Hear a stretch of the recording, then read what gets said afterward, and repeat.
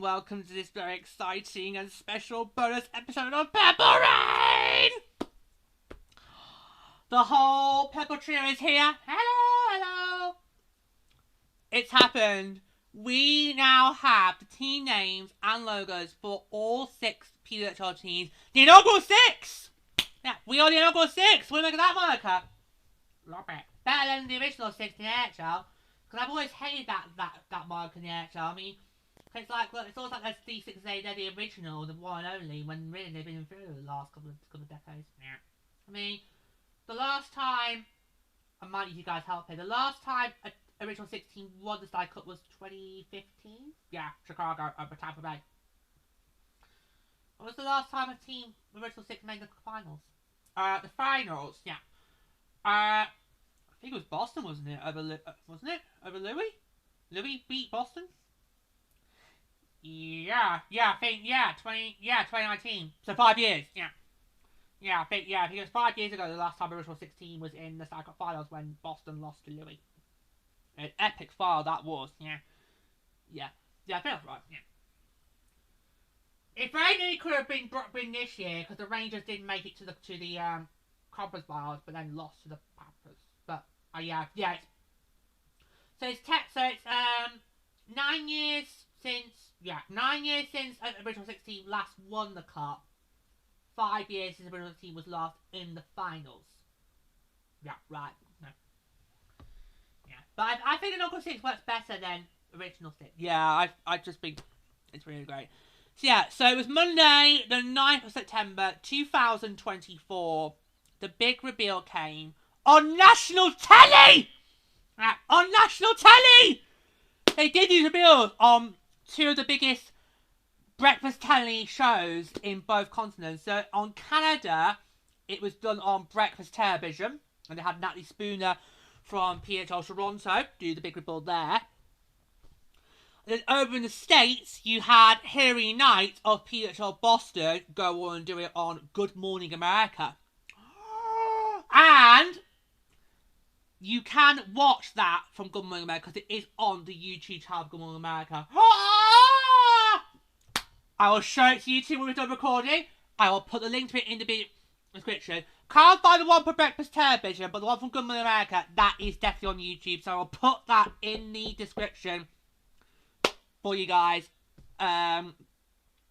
Whether you're watching us on YouTube or listening on Spotify, that'll go in the description. Now, obviously, you can choose whether you want to listen to how you tune into these bonus episodes, whether it's on YouTube or Spotify. But I kind of feel if you're only listening to us on Spotify, you kind of need to check out the YouTube version because there's going to be a lot of post-production special effects thrown in here. Yeah, we're hopefully going to have team logos on the screen as these two have requested. Yeah, we're going to do that. We're going to do some transitions. We're going to have some sound effects. So I would recommend, obviously it's your choice how you tune into these first episodes, they're available for both YouTube and Spotify, but I would recommend you would watch the YouTube version of this one, otherwise you won't get the full effect.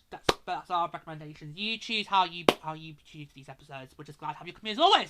As we gear up towards season 2, year 2 is almost here. But what do you guys make of that? The fact that this was announced on national television. See, guys, look, Guy Bettman, here's how you do it! Yep! Fuck ESPN! This is how you do it! Yeah, because have we ever had an NHL announcement made on national telly in my 15 years being involved with the NHL? No? Okay, never mind, move on. But that just shows how serious the PHL is in wanting to grow the game and grow the league and grow the brand, grow the awareness of it. Yeah. Absolutely. I mean, they're the only hockey sports league that put all its games on YouTube.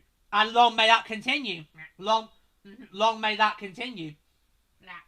Yeah, that is just a huge win. That's a huge win for the PWHL. And do watch the Good Morning America clip, because that's just a huge win. Huge win. Yeah, it is. It is.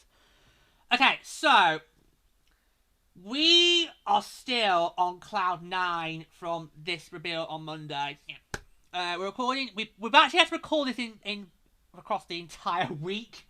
We started on Tuesday, and it takes us now to Friday to get this finished and done. Because I did say on the last week I was going to get this done for Wednesday. There shouldn't be any problems, but we've had technical difficulties, web pages mucking about. Yeah. So it's come a little bit longer than expected, but it's finally here and we're ready to go. But we are still on cloud 9 from Monday. Yeah. Yeah, so some of the TV results we have recorded the day after, and some have been later in the week, just to make that clear. Yeah, just make that clear. Yeah. Yeah. But no, so it's been, we are still on cloud because they got this right. Yeah. All 6 are absolutely stunning, amazing. There is not a single bad logo in this league. I would love if, now I know the PHL is not great with merchandising, especially with international shipping. I cannot find out if the PHL does international shipping, and we really want some merch now. Yeah, it was fine this first season when it was just, you know, PHL Minnesota, you know, and all that. It didn't matter. But now we've got a team name and a brand. I feel we need to now represent our team. Yeah, we need to represent this league through merch, through apparel. So come on, PHL, get your act together. This league is loved by the whole world. It's not just the US and Canada. It's seen across the world. Please let the whole world have a right to purchase merchandise, because we want to represent our team. So yeah, so please, PHL, please do international shipping. Do I want to get down on his hands and knees and beg? Because I'll do it! I'll do it, because we are so proud to be a part of the PWHL. We've always been bombed this league from day one. So great that we are managed by a team. We can all three of us unite together. Unlike how we are in the AHL. Yeah. Because they're kings. I'm Shark. So it's great to be managed by a team. We can all ride together. Now's the time. Now we've got a team name and a brand. Now is the time to get the apparel. Now is the time to have apparel and wear it with pride. And get people asking us, what is that? Yeah, what is that? Because the best way that you can get people learning about a particular sports league, a particular team, is if you get fans wearing the apparel and people go, what is that? Because we sports fans, we are also ambassadors for our team. Yeah, because we wear the merch, we wear the jerseys, we are ambassadors for our team. Especially if they are in sports that are not that well traditional in some countries, like how here hockey's not a traditional sport. Yeah, it's not that well known in this country. So if you were to see me in hockey gear, I would want people to come and chat to me and say, what is that? And I can give you a great explanation about it, and even mention about the shows that I do. Yeah, that's plugging me as personally. So we want apparel. Yeah, we are going to make it our mission by the end of year 2. So by the time we get to the World Cup finals next year, we hope to have apparel for our team and this league. We hope it's through an official PHL shop, but if I've got to make my own, then I will do it. Now, I'd love either a hoodie or a t-shirt with all 6 of these on, as well as our team. Not the generic logo, one with all 6 with it. Oh, this looks so great. Yeah. No. And can I just mention how there are a lot of nerves going into this reveal. There are a lot of nerves, especially as everyone feels it's going to be those 6 that was mentioned after last year's draft, not after last year's draft, yeah. And, you know, and the fact that this has now gone down amazingly well, it's been very well received. People are loving this. Yeah, all 6 are brilliant. And I think all 6 are unique names. They are. Now, that is hard to do in sports, especially with so many sports leagues out there. You know, it's not easy to find a unique name that has not been used before, and I can't think of any of these names being used in them sports. Fuck these. That's good. Very good. Very good. So yeah, so I think that's probably why we were just more ecstatic than we probably were expecting it to be. Because we all were like, oh please don't say down on that. And then just like, yes! Yep. So it's gone down very well. So basically, that is how you do a team reveal. This is how you do a reveal for team names and logos. That is how you do it. So the PWHL, if we had to grade the big reveal, it has to be an A-star. It has to be an A-star. Because it just went up really. And we just still, after almost a week on now, we're just still on it. So a couple of bits to know before we get started. First is continuity. So first thing to keep to make aware before we do the reveals is each team's colour palette from the inaugural season is still intact. So every team's colour palette from the first season are still here, which is really good for continuity. Because obviously, you know, the PWHL has now had a year on its belt now. It's had a year to play on its belt. There'll be some new fans coming into it this year, which would be great. But those of us who were here for year one, back when it was, back when it was PWHL Minnesota, PWHL Boston. Yeah. So for those of us who were here for year one, it's still the same because he recognised that's the continuity in play. It's going to feel weird then, probably in say 10 years or 10 years time when we can say, oh, we were here to people, oh, we were here, it was from day one, when it was just, you know, there was a PWHL Minnesota or PWHL Boston. It's going to feel very old though. Yeah, but who can say that? Yeah. You've had the last 2 seasons, you've had 2 big milestones in hockey for you. Because my longer-awaited return to San Jose happened in the 2023 season for the Broncos' first year in Texas Arena. So I can say I was one of those first to be in Texas U during the local season. That's great. And of course, I can say that I was here to PWHL from day one.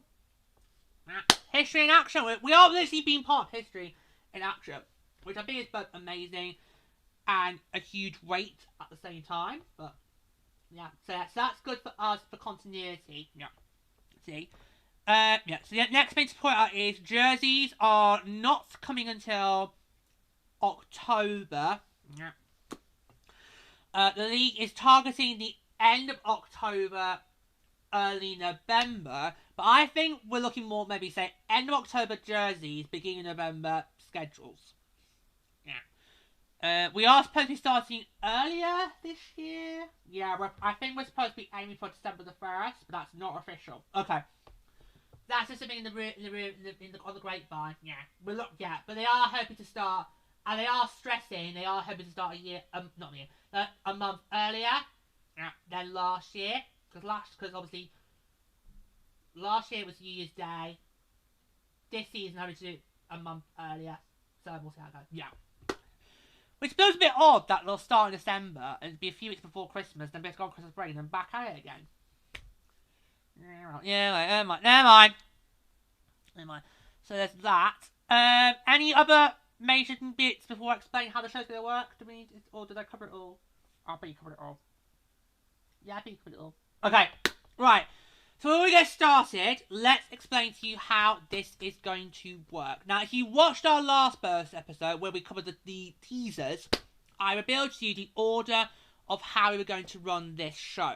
But in case you haven't tried it out yet, I will remind you how it's going to work. So we're going to do it one team at a time. We're going to build the brand, the name, the logo. And we're going to, for each team, we're going to give our thoughts on this. So this is going to be a very raucous show. I'm hoping it's going to be a very lively debate and conversation, which would be good. Yeah. We're going to get that flow of different opinions. Yeah.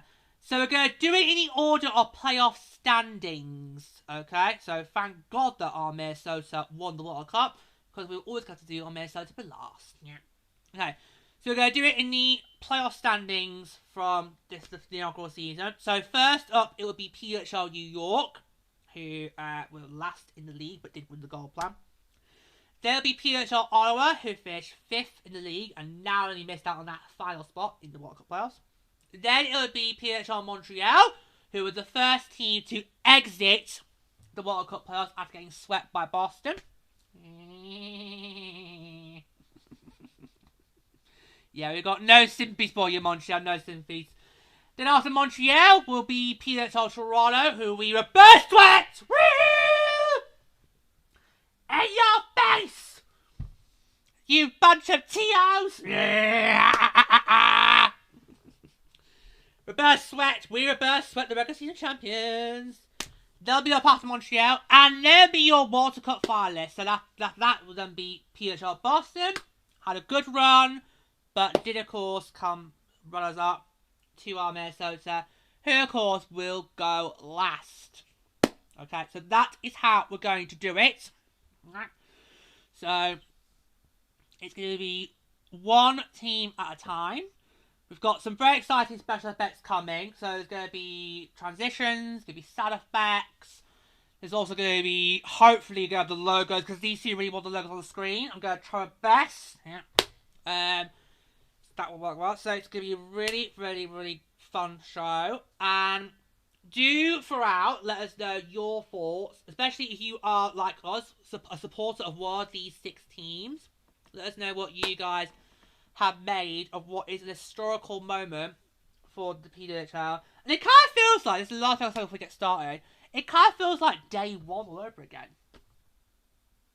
Yeah, which I wasn't sure I was going to feel that this year, especially when it comes to the show. Yeah, but it kind of does, doesn't it?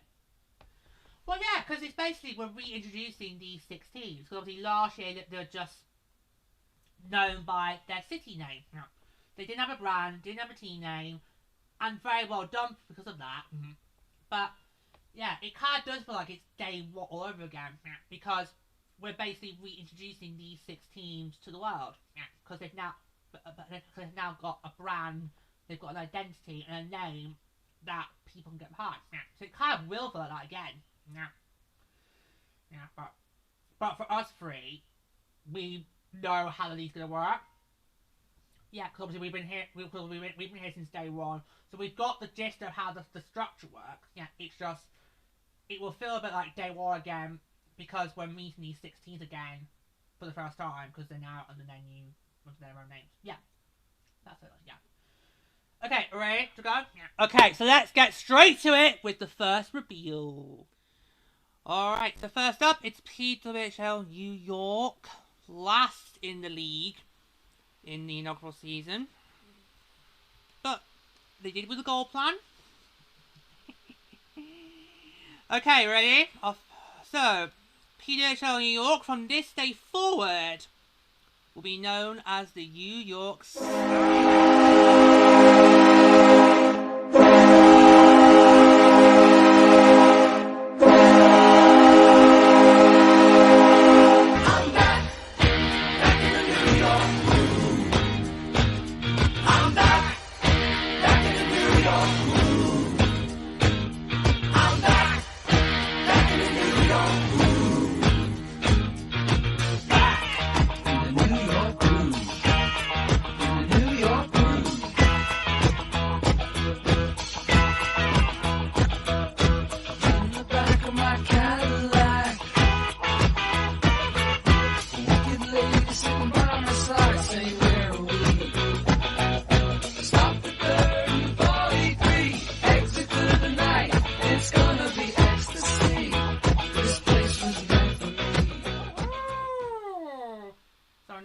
Not sound. But it's very similar to sound. Yeah, it's like with the tones up the volume. It's just, you know, because of siren, but really good. I just love the branding. I think it's a great brand. The S. Oh, we got them here. So yeah, so introducing the New York Sirens. So feel the energy. Oh, no, that's a tough one. Right, it just sounds too similar to ours. We have the feel there. Yeah, because they're not going to say bring the energy, hear the energy, bring the noise, hear the noise. Nah, okay. So yeah, to feel the energy is their tagline. So inspired by the exhilarating blare of the goal siren, the New York Sirens are an ode to the hustle, rhythm and swagger of NYC. The goal siren is an urgent call to take to the ice and triumph at the speed of sound and New York itself. The city you can't stop, but you can always hear coming. little play on the fact that New York is also known as the city that never sleeps. Yeah. Like that. Yeah, that's quite good, isn't it? That's quite good. Okay, so let's get on to the history of the logo. And I think Lady wants to have the first on it. So I'll just quickly go through the story, then I can come to you first, Lady. Yeah. Feel free to go to the screen if you want to emphasise your points to you guys. Feel free to do that throughout the show. Yeah. Okay. Right, so we've got Sonic Cityscape.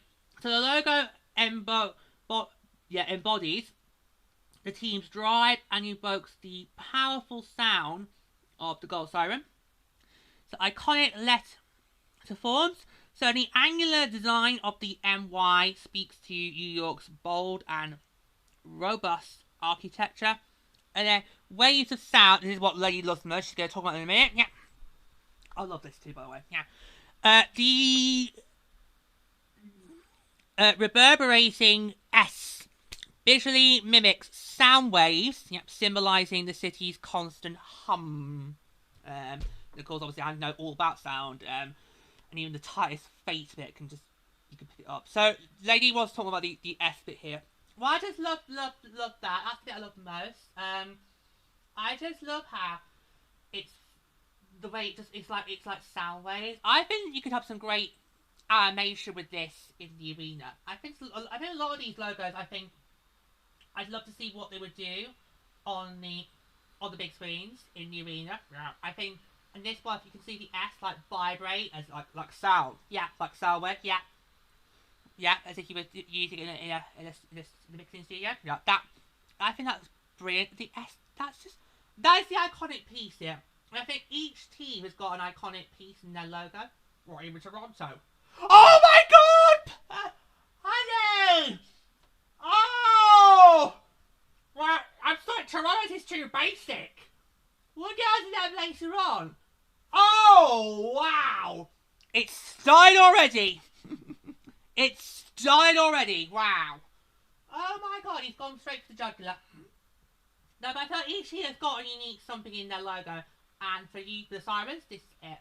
I really love how it's Sirens as in the gold siren rather than the mythological creature. Yeah. Because you could easily have made it to do with the mythological creature, but I actually think, no, this works better.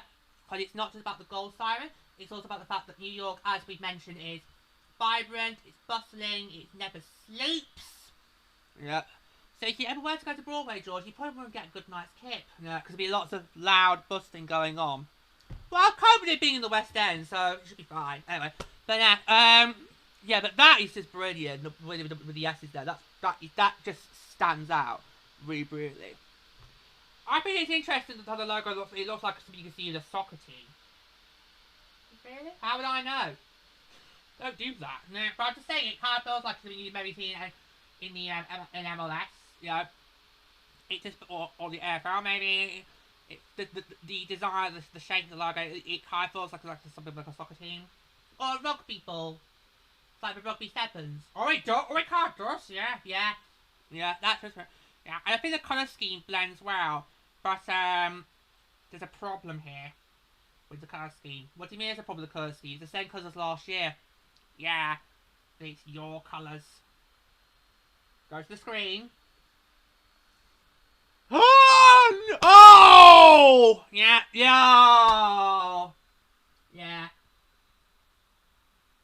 Teal, orange, and what? Yeah. Where's the orange? The orange is here on the outline.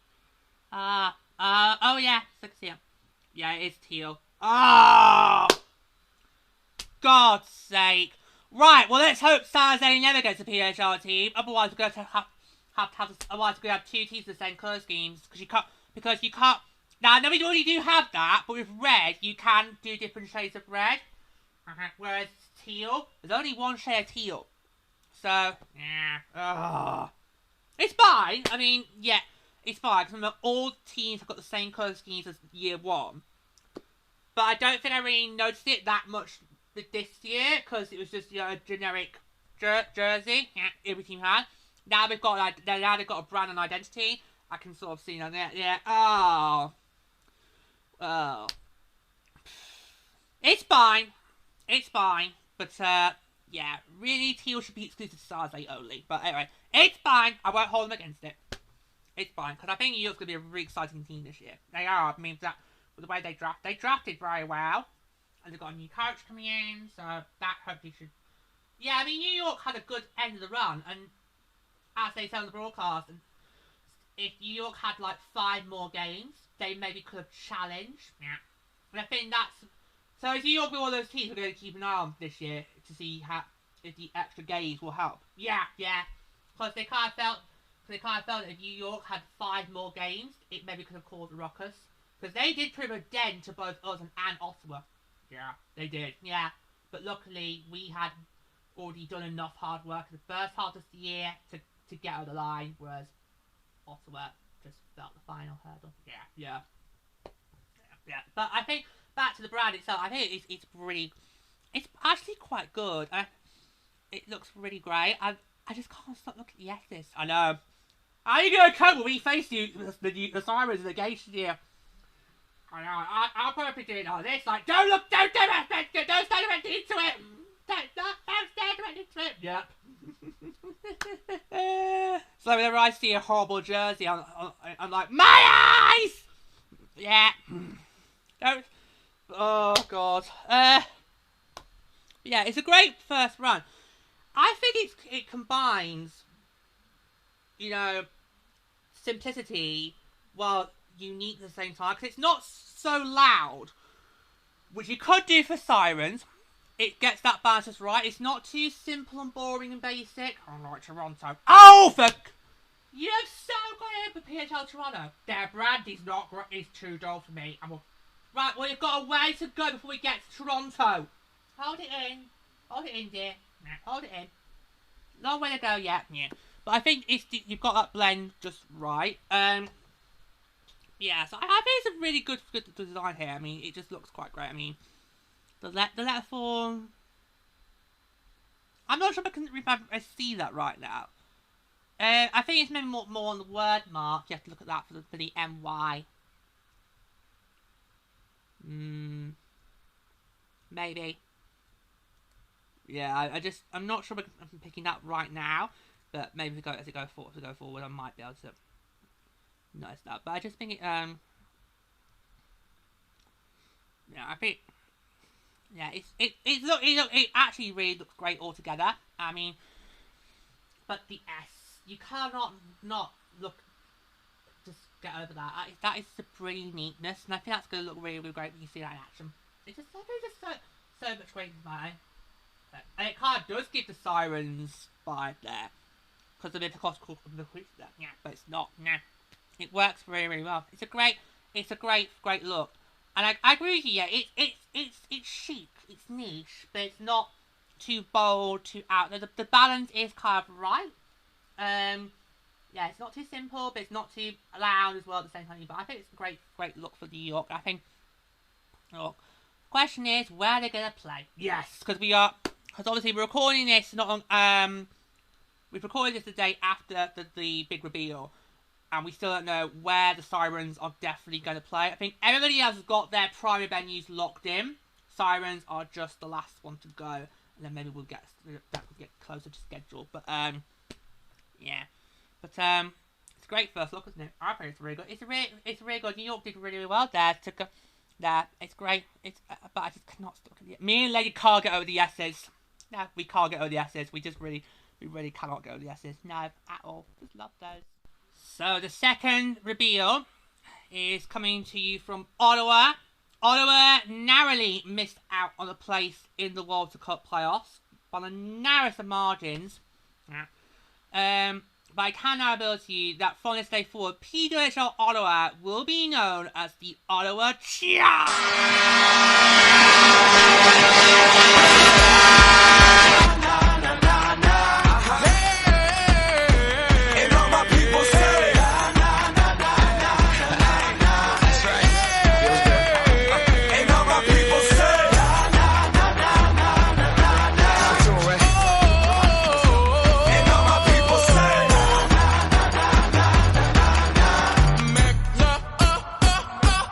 Then we go back. This is the moment tonight.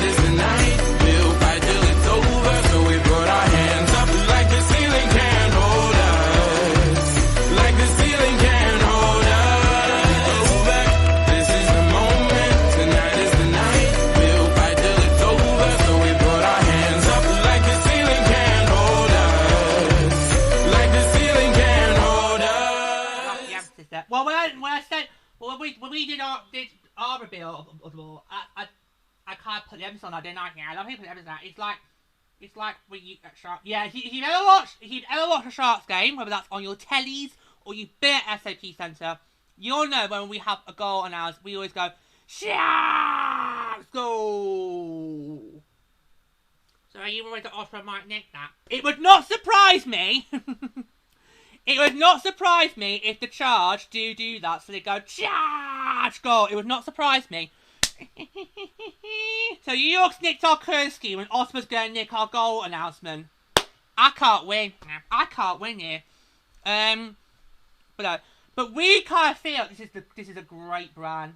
We all collectively said that if we had to rank these logos, but not include Army's certain team because of biasy, we probably would put Ottawa at the top.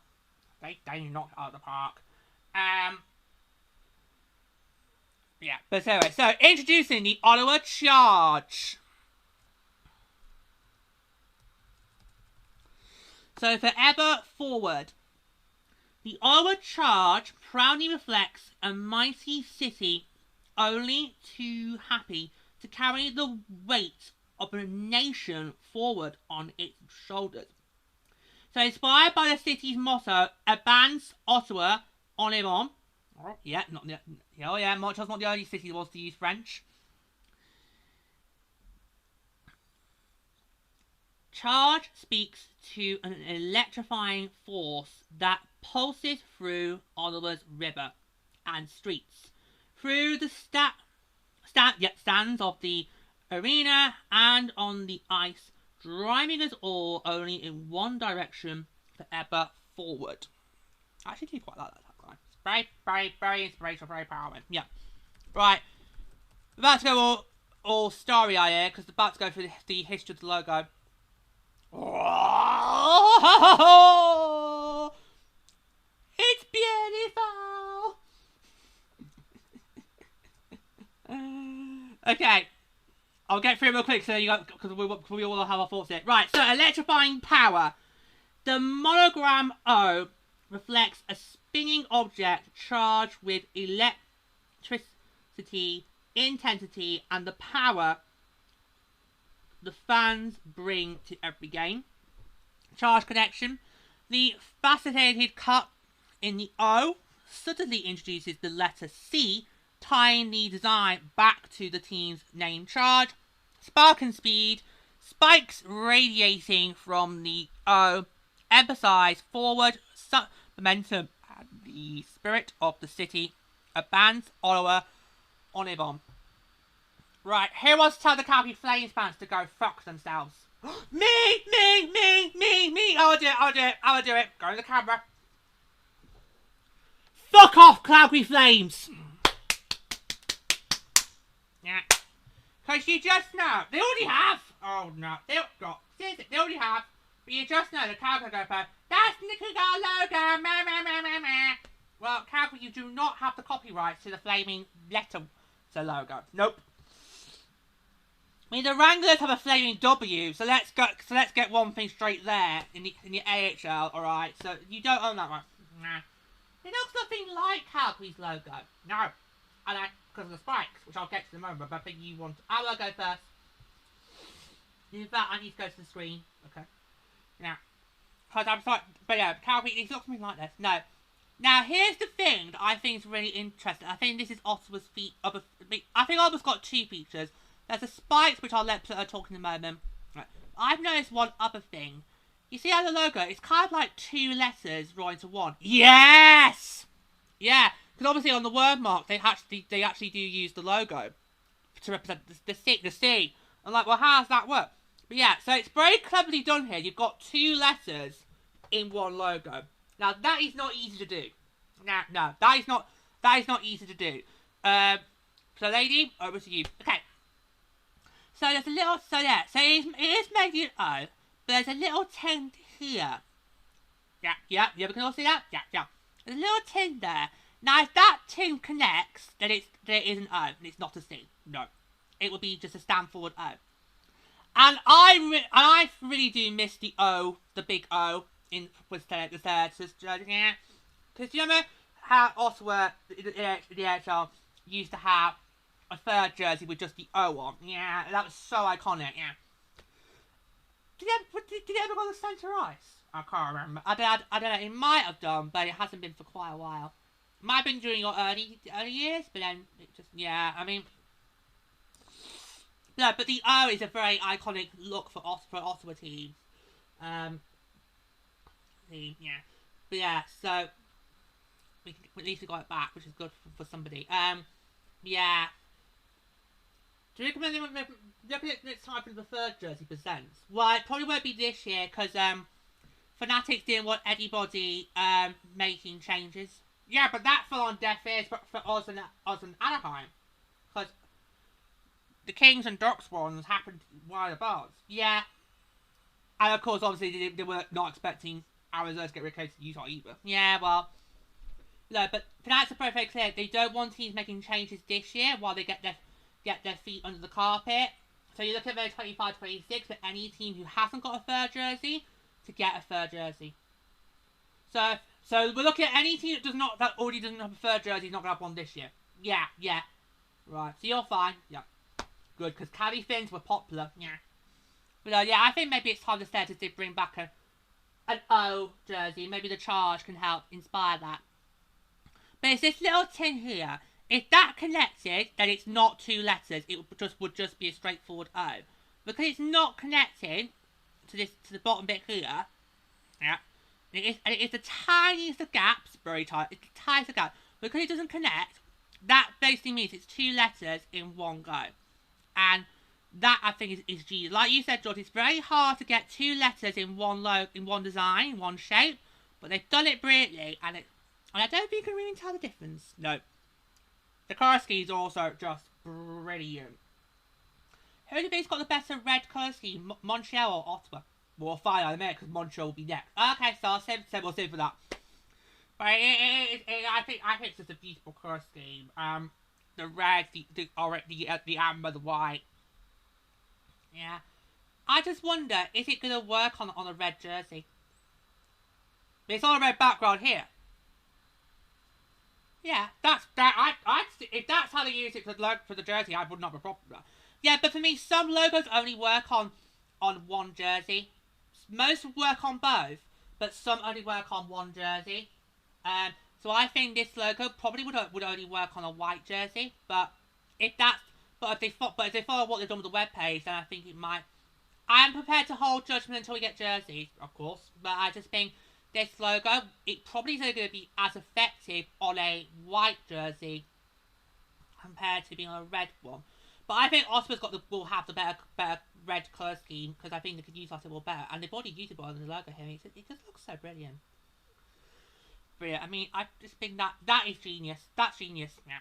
So the spikes, it's interesting because the spike is what makes it different to a flaming logo. Yeah. If the spikes were flames, then you probably have got an argument for the flames bands to throw a hissy fit. Harvey, back your box. In fact, no. Harvey, put some clothes on, then get back in your box. Harvey's never going to wear a jersey. He's probably, what, nearly 50? No, I have no idea. They're pushing 50. They're pushing well past their prime now, Calgary. Yeah. But the spikes is what makes it unique.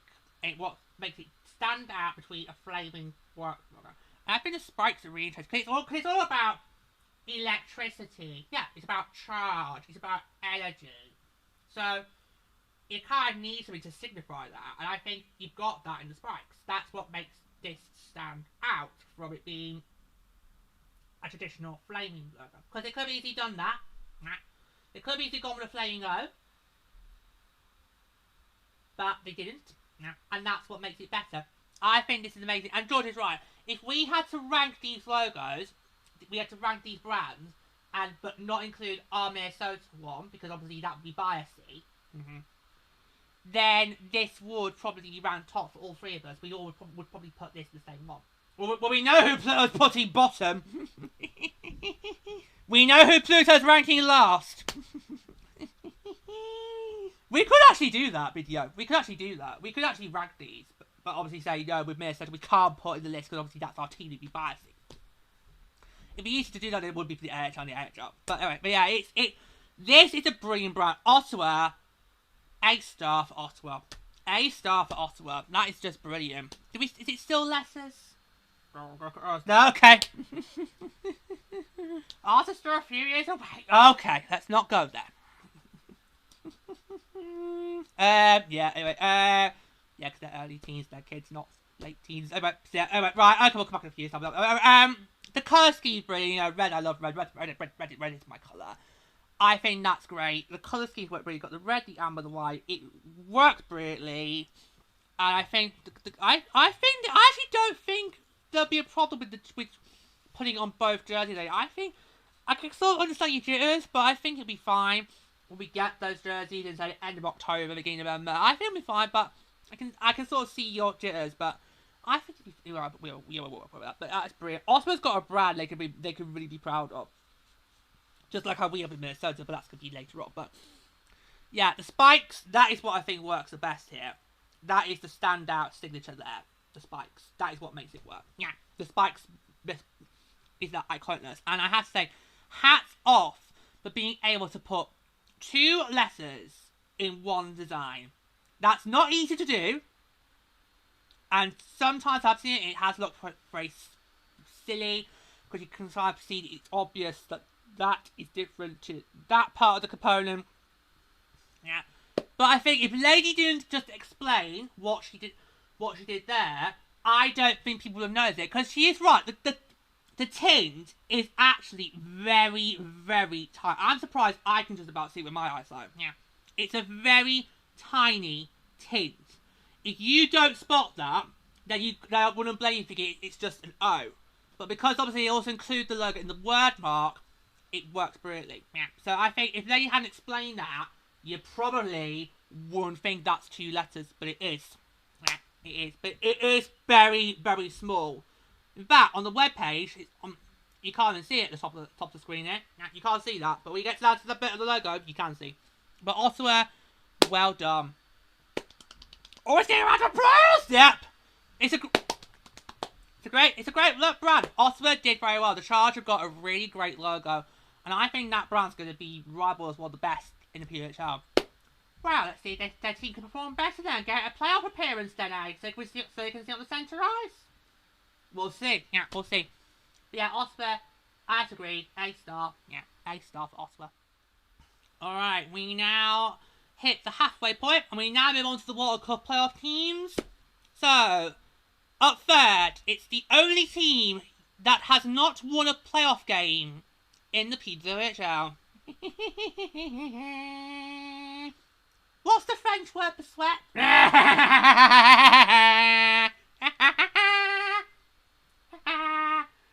Okay, PWHL Montreal. They were second in the league, but they were swept by Boston in the World Cup semi-finals. From this day forward, I can remember that PWHL Montreal shall be known as Montreal Victoire.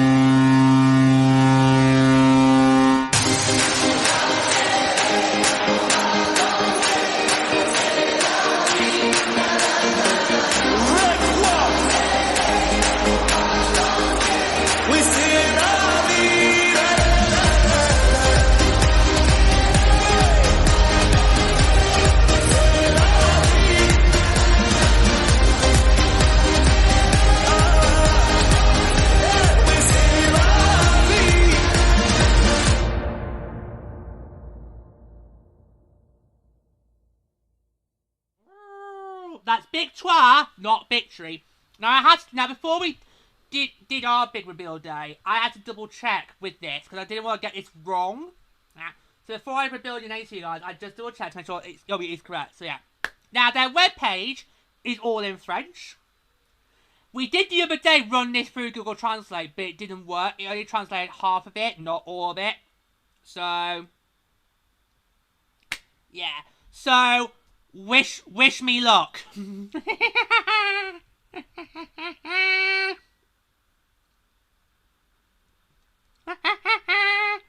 Wish me luck here.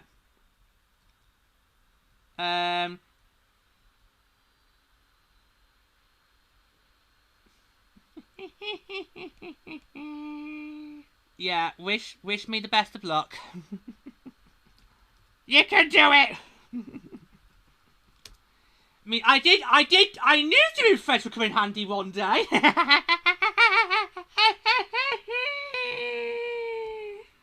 Okay, my exams did not go well, but I knew it would one day come in handy. Oh dear.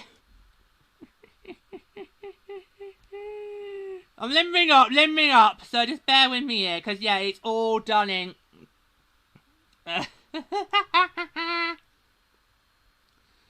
It's all in French. If you go on Montreal's webpage, it's all in French. So you might, if you are Montreal fans and you don't speak French, you might well try and run this through Google Translate, but please be warned, it doesn't give a complete translation, because I did run this through Google Translate the other day, and it just did not. No, it just did not work. So, just wish me the best of luck here, guys. You get to, it's over Montreal. Okay, so just bear with me. Okay, so I'm just having a little problem getting the web page up. Give me 2 seconds. We'll keep 1 sec. Okay.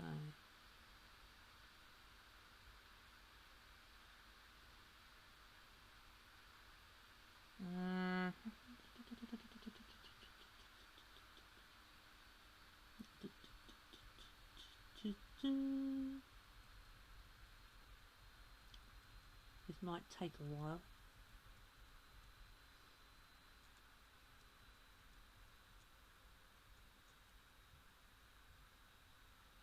Oh, sorry, it's quite fiddly. So I will be with you in 2 seconds. Oh, it's did it again. Do I hit pause? No, it should be fine.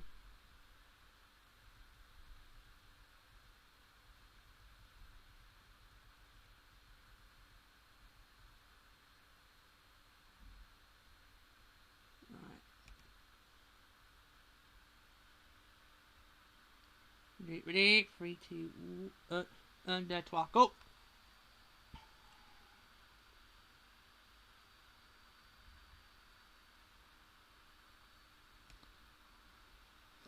You know how funny it is that it's called Montreal Victoire, not Victory? Because you know a lot of people are going to be like, are going to end up saying Victory instead of Victoire. You know it's going to happen. Yeah. Well, if we were Montreal fans, that would be so irritating, because we'd have to keep correcting people. It's Victoire, not Victory! Which just makes me think of that advert, but it's still a Victoire. Yeah, right, okay. Now, I don't drink. Now, I do not do alcohol. Proudly don't do alcohol. But there is a very famous advert in this country, in England, by Stella Artois. It always ends with, it's cider, not cider. And I'm like, what the fuck are you playing at? Yeah, what a load of shit. Yeah. Yeah,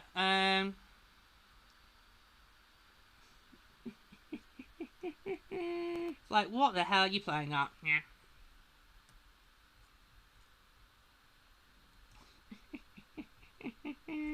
But yeah, it's quite a funny thing though, isn't it? But it's always so iconic. Even for those who don't drink, it's quite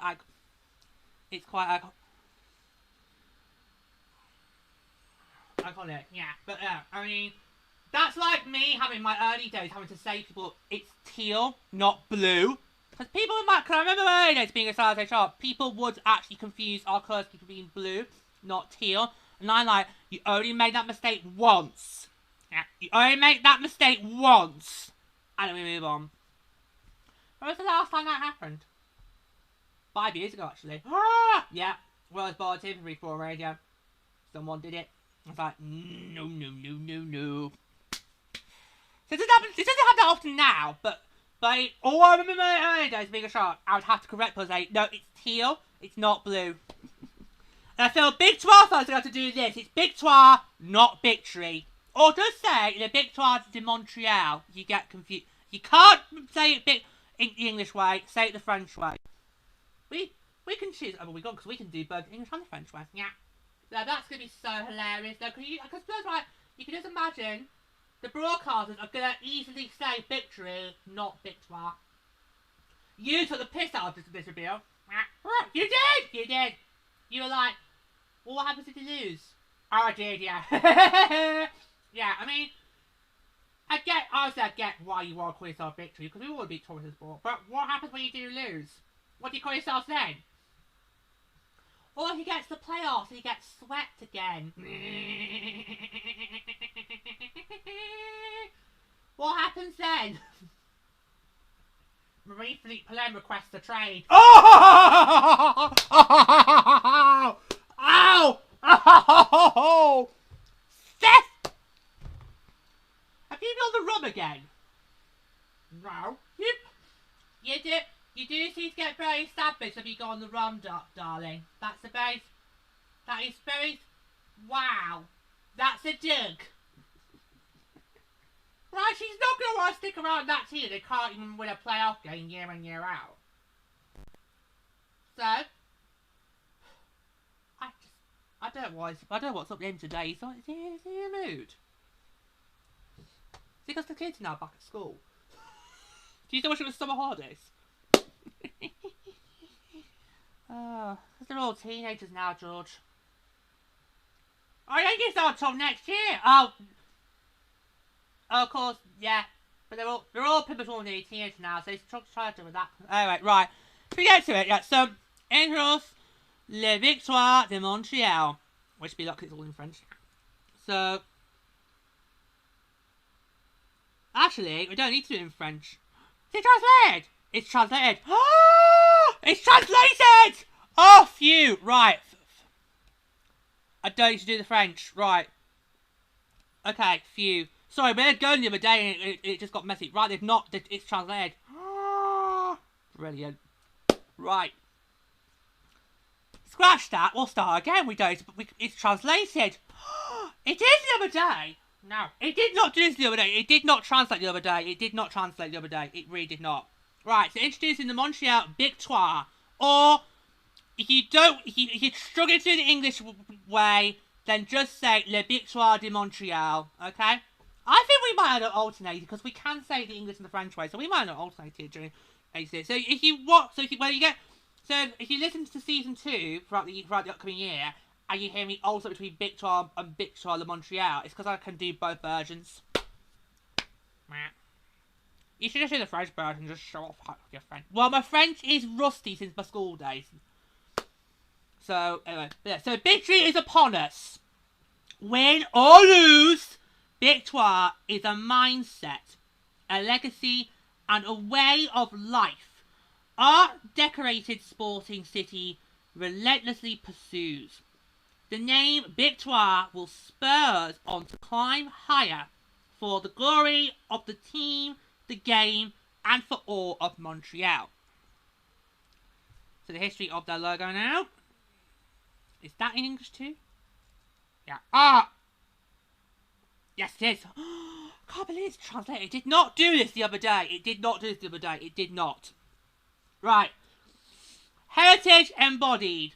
So, a fleur de lis, a national symbol of Quebec, is gracefully integrated and evokes the rich cultural history of the province and the city. So, wings of triumph, abstract shapes reminiscent of wings, subtly alludes to the goddess of victory, symbolizing strength, agility, and dominance. Hidden tribute, a concealed M pays homage to Greater Montreal. Well, I think we can all know who's got the better red colour scheme. It's Ottawa. It's Ottawa. I their jerseys Montreal had this year were dreadful. It was a really dark shade of red. No, the road was I had an issue with. Oh, yeah. Because the road ones look like sandpaper. Yeah. Or like what MLB jerseys look like when they get really, really mucky.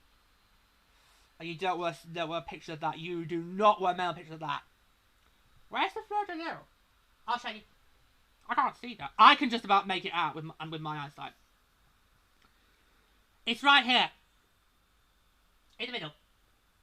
See there? But that's so small. I know. I mean, I love how on each webpage they break down each part of the logos. Yeah. But when you look at Montreal as a whole, the features you don't really see. No. Whereas with the Sirens, you still can see the S feature. With the Charge, you can still see the spark. With this, it's like, well, yeah, you've got great features, but they go away when you put the whole thing together. Yeah, like this bit here, the hidden tribute, I don't see that when I see the whole thing together. But in this little bit here, I can see that's quite obvious. So, yeah. Yeah, I think Montreal just went for just a straightforward logo. And they did what... Yeah, they have put some interesting features too to make it stand out. But theirs is just too well concealed. It doesn't work. I mean... And the colour shade here does not work because I just see more black than red. Well, it's kind of a dark shade of red. It's gone from like a crimson. So I would not be surprised if the Victoire for this season, but the jerseys, they bring out like a really dark or maybe red or crimson red. Because we know Ottawa's going to have is full on red. Yeah. That Ottawa's the Charge are definitely red. This is not that the Victoire not red. Yeah, but I would not be surprised if they go for like a crimson look. Please do not bring the sandpaper jerseys back. That's got to go. Yeah, but you can see it on the webpage. I know, but that's got. They just look ghastly. They really did. Montreal was the only team last year that did not wear white for a road jersey. They wore like a murky, dirty white, which did, as me and George had said, it looked like sandpaper. Or MLB jerseys when they've been out in the rain. It's not, I know you give me the dirty looks. It's not a pretty sight. It really is not. It really is not. But that's outdoor sports for you. It's really not a pretty sight. Especially what happened with the whole hoo-ha with the monastics and suppliers that we had back at spring training. It's not a pretty sight, I know. Not a great mental picture for the viewers. If you're feeling sick, just put your paws in your ears for a moment. We've got to get through this, otherwise we won't sleep. Carry on, lady. Carry on. Well, I just think, yeah, so the third look is there, but it's really, really small. Does this bit here symbolise wings? And it's supposed to, but it's not really that clear. The bit, the two black ones, so that make up the hidden M, yeah, that you can say that's definitely wings. But no, I mean, I quite like the designer. Oh god, he's found something he likes about it. Go on, shock all the boys and girls. I love how it's the shards design. It's kind of a bit like, you know, stained glass window design. Yeah, I mean, you'd probably see in churches. So, how would you know? How would you know? No getting up the Sunday morning mass in this house. And yet he does believe in Jesus and God. Okay, but I do quite like that like this pattern. It does work, but I just think the colour shades are all wrong. It is more black. There's more black than red. Yeah, because it's the dark red. Yeah, but it just doesn't look good enough. It just doesn't look. It looks black and brown. Yeah, well, probably what many players would be on the ice, because Montreal was quite a physical team. They were up for a good scrap last year. Yeah. We don't see fighting in women's hockey, but oh, did Montreal throw handbags last year. Just putting that out there. Yeah. Yeah. There was handbags definitely last season, but no scraps. Oh yeah, you initiate, but you don't go full throttle, whereas the men just like, get them on the floor. Yeah, deck them one, yeah. And then get fined 100 grand. Yup. Yeah, I think the Montreal speeches, they are so concealed, it's hard to work out which is good and which is bad. It's that, you know, it's just because I think you know, I'm gonna come back. Okay. I think Victoire's a strong name. I think, okay, yeah, I know we could then take the piss out of it when they lose, especially if they can lose to us. We've still yet to win in Montreal. Yeah. Montreal is the only place last year we did not win in. The only time we defeated the Victoire was in Minnesota. It was at the XL. It was our home opener, and I think it was the last game before we went on international championship break. Yeah, that was a hard time. Yeah. So last season, the only time we beat the Victoire was in Minnesota. We've yet to do it in Montreal. Although Toronto fans could argue that you didn't win in our barn, but we did. Yeah, because playoffs count. Yeah, count. Okay, we've not been to Toronto in the regular season yet, but technically that Game 5 win in the World Cup semi-finals does count as beating you in your backyard, and it is now your backyard. Yeah, because they moved to Coca-Cola Coliseum for the playoffs, because they thought they were going to go all the way, and then, oh, what happened? You know what happened then, Toronto. You know what happened then. But yeah, so Montreal is the only place that we've yet to win in. We have got one win against every single team, but Montreal is the only place we've not won in yet. So I would quite like an early game. We'll get scheduled. I would like an early game in Montreal to try and maybe get that monkey off our back out of the way, because it is a horrible monkey. Because it's only been this season gone that I finally got a win inside Pedrina. It took 3 years, but I finally got a win on the crack of their arm. So I'd like so I don't know about YouTube, but I would like an early game in Montreal for this season, so we can try and get that monkey off the back. Because we did come close in both those games in Montreal. We did, but it was silly mistakes, especially that last one that cost us. Did it? Yeah. So they were close, but meh. But I just don't know if that's going to look good on when I see that on jerseys. I just don't. I think we're going to be like, is it bad? It's bad! It's bad! It's bad! What is he on? Did you put some in his tea? We don't do tea, we do coffee. What did you put some in his latte? No? You're being very hyper today. That's what he's stuck on the rum already. No. It's still early evening, dear. And you're technically working right now. Yeah, so there you go. No, but I just don't think Montreal's going to look good when you see it on the jerseys. I just don't. Because I do fear for you two, the sandpaper's going to come back. Bloody hell. I'll just say one more thing about Montreal. They had set themselves up for a pratfall with that name. Because as Peter said, what happens when you lose? Because you can't go 30-0-0. 30-0-0-0. Did I get that right? 30-0-0-0. You did. Yeah, because obviously we break down the OT wins and OT losses because obviously because of the point system. Yeah. No, you got it right. You got it right. Yeah, you got it right. But you did O's, which I think what threw you off. You should have just done zeros. Okay, so 30-0-0-0. Yeah, they can't do that. No. So yeah, what happens when they lose? What do you call themselves then? What's the French for lose? What's the French for sweat? What's the French for better luck next year? Well, I've got the feeling that we're going to take the piss out of this. Well, because the broadcasters are going to take the piss out of it. They're not going to understand the name right. I'm actually kind of relieved when... I mean, it's a great brand for Montreal, but I'm quite glad that we did not choose Montreal as our team, because we would be spending the whole this upcoming season saying, it's Victoire, not Montreal. Sorry, not Victory. It is Montreal. Ah. Oh, God. It is Montreal, but it's Victoire, not Victory. We've been millionaires every time I have a pound of times once I say Victoire. We've been millionaires. We could even afford shares in our Minnesota. We could. Yeah. Well. It's very, very high class. Yeah.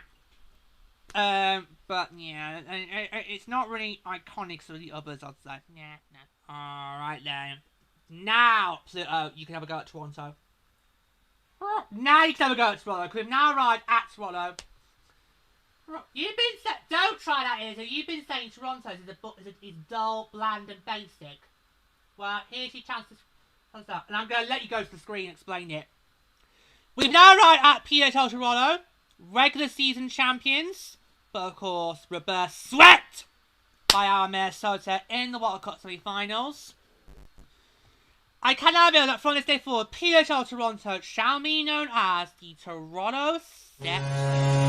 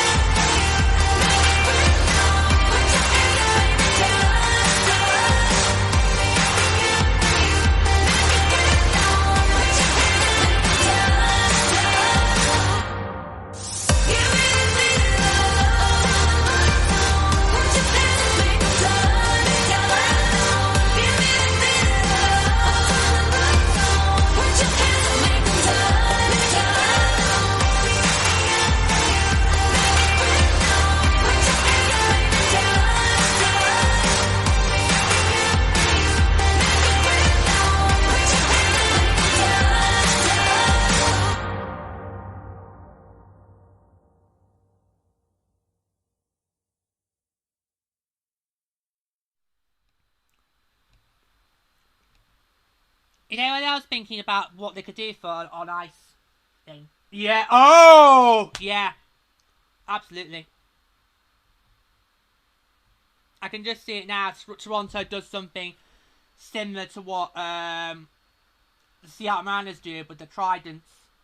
That was a real fun thing to see from them last year. That was really good for the Mariners did. I don't know if they do it because obviously I've now left the American League and with the National League, so I don't see Seattle as often as I would have done in past years. But yeah, like I do think we could see Toronto maybe use the scepter like for an on-ice celebration, or maybe they could come out with somebody carrying the scepter, or it could be somebody like the 3 stars of the game, maybe. Yeah. So introducing the Toronto Sceptres.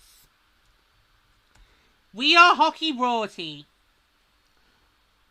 Across cultures and continents, the scepter has long symbolised strength and empowerment.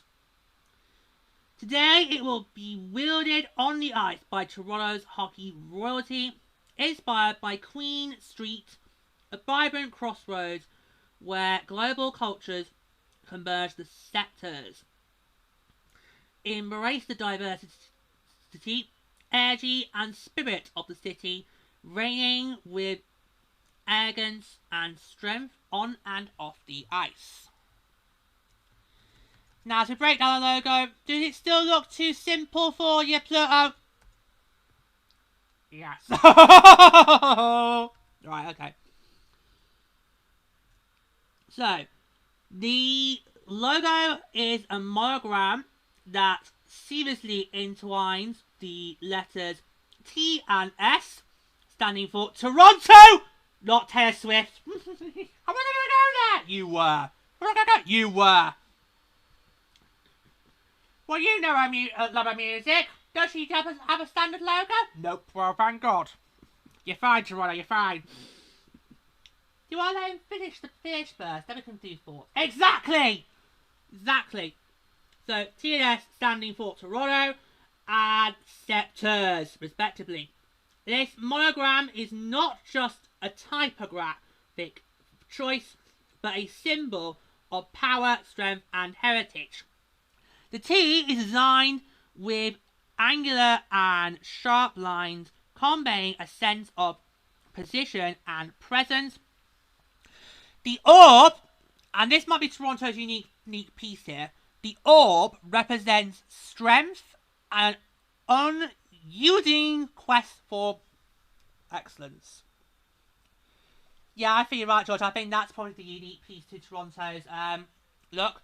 So it's kind of like a jewel you'd see on a sceptre. Yeah, the jewel orb, that's what you would see on a sceptre. Right, up you go. Here we go. Toronto fans, prepare to be offended. Here we go. Right. And the second one, the minute I want to hear kind of emphasise my point. All it is a T and S. That's all it is. That is all it is. That is all it is.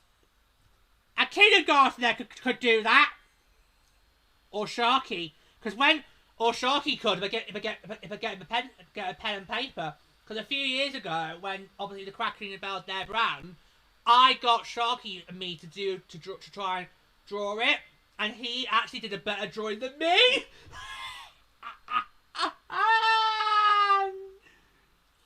Yeah, and we showed it in the video. We actually did it on while we were recording it. We actually did it. We showed it to the camera at the end. That was brilliant. I'm not sure I've kept it, but. And it was back in what? During height of COVID. It was the summer of 2020, so it was during very high COVID. Yeah, so it was before the bubbles were about to begin in the NHL. Yeah. But, so yeah, you could get Sharky to go and do that. Or you two could get Bailey to do it. But it's just too bad. It's a T and S. That's what it is, in gold. So we think maybe Toronto's going to have blue and gold. Because I think Toronto's about the only team I can see who's got a secondary colour in. Because they did say that everybody's keeping the same colours as last year. Which is good, which is very important. But they said they're also adding a secondary colour for each team. Now, so far, I've not noticed that for all the other teams so far. This, I think, is the first one that I can see a secondary colour. So maybe they're going to go blue and gold. Or it would be very regional. Yeah, because obviously... Yeah, because the royal blue is very royal colour, and gold is also a royal colour as well.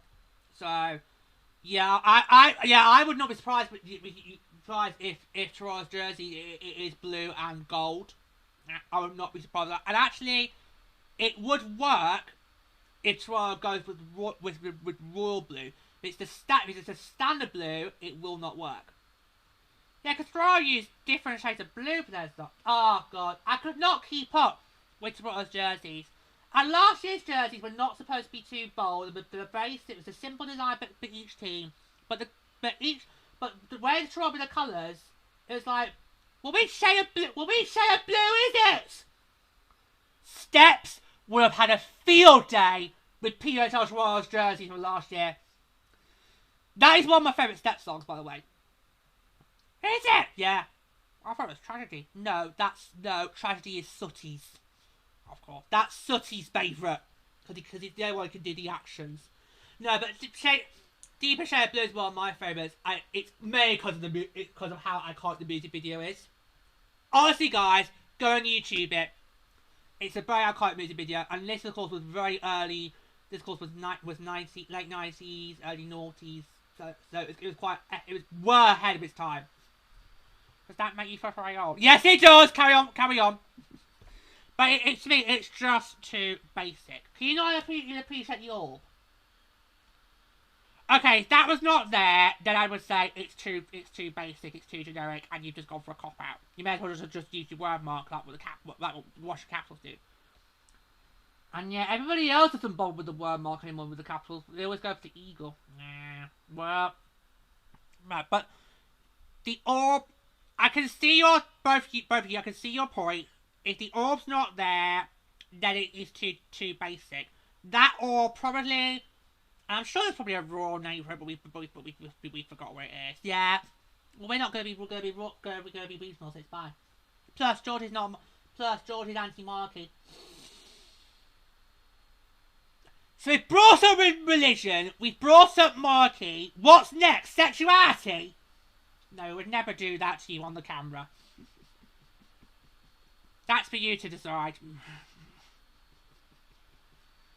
I've only been anti-monarchy since Megxit. Alright? Let's get that straight. I did not used to mind them, but then they mistreated Harry and Meghan and it all went downhill for me. So there you go. I'm very much Team Sussex. And if I wasn't already anti-Marky before, I certainly would be anti-Marky after the muck-ups they were doing this year. Oh yeah. Why is Kate not in the? Why is Kate not in the first? That's not in the first term. Because she's not there. That gives a very brilliant Moses debut this year. No, but that orb, I agree with you both. The orb makes it look. It gives it that uniqueness. If the orb's not there, then it's, to me, it's too basic. It is too simple of a design. What are you playing at? Fair dues. We can't deny that. Okay, if you do not have that orb, it's just a simple, straightforward T and S. It's like, well, what the fuck are you playing at? I mean, how long did it take for whoever designed this to come up with that?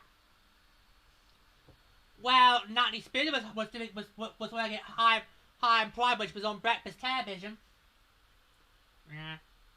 I can't believe they got Hearing Night on for Good Morning America. I mean, it makes sense. Have one American teams go on GMA. Yeah, you could have got Kendall or Taylor. Taylor's at the Twins.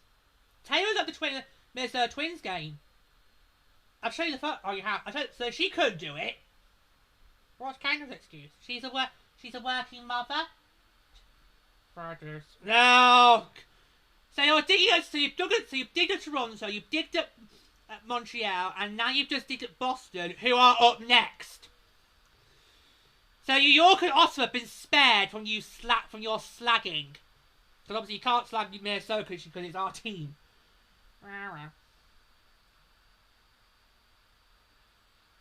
But no, I just think it's too. This is too basic.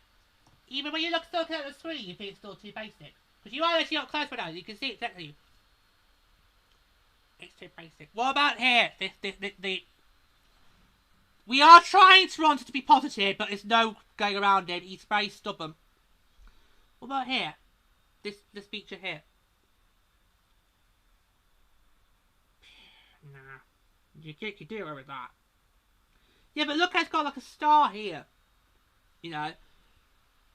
And, you know, it's the stick drawing of the star, which everybody has to do, because nobody can do star drawing. But in school I had to do drawing for stars. I would have to do the stick instead. So you go because I can't do the actual star. And I did try to draw the shape, and it would always go wonky. It would always start fire, and then oh no, it's gone.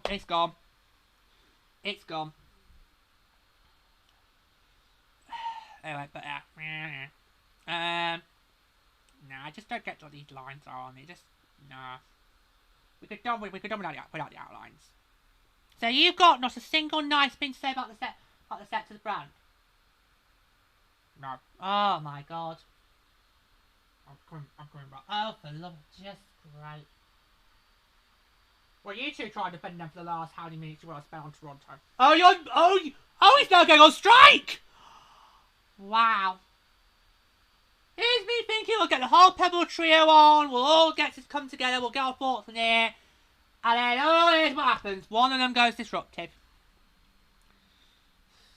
Look. I want to look at that orb. You go, lady. Look at that. It's iconic. It's royal. Yeah. And do not be surprised if say, Natalie Spooner or MLT comes out of the eyes holding a sceptre. They've got to do something with that. Because I think Toronto has set themselves up for a great on-ice gimmick, like the Mariners have done in the Major League Baseball with the Trident that they did introduce last year. Because I could see either somebody where it's like, on the ice, Toronto Sceptres! One of them brings that out a sceptre with them, or for 3 stars of the game, you hand out a sceptre for 3 stars, provided they are Sceptres players, and they just walk and they just skate around the ice and do like a fan salute. I'm going to be very disappointed with Toronto if they do not do something as a gimmick for next season. I'll be very disappointed. But honestly, that don't have to beat us. Not if they do go with the bring it out on playing intros. Have you two lost the plot? No, you have. Oh.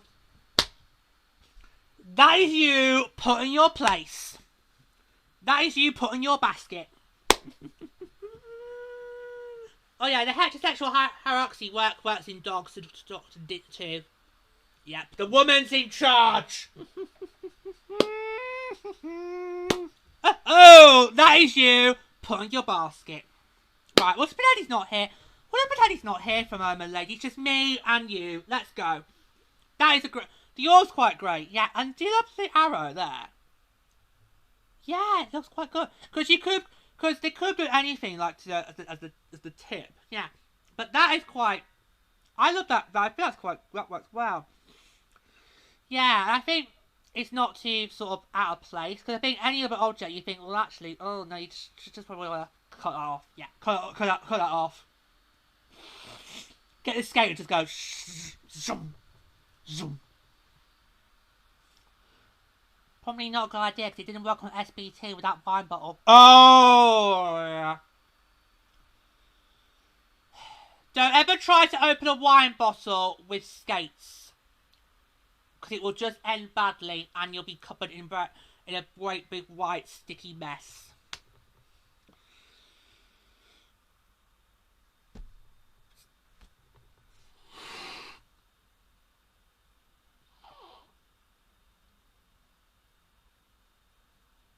It's later. What are we supposed to be in that mess, George? Oh!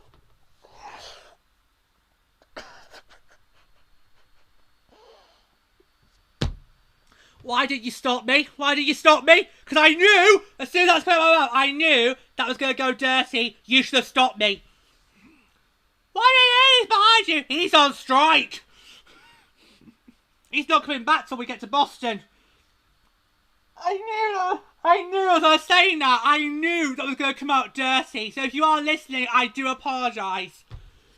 Because that's going to come out as filth.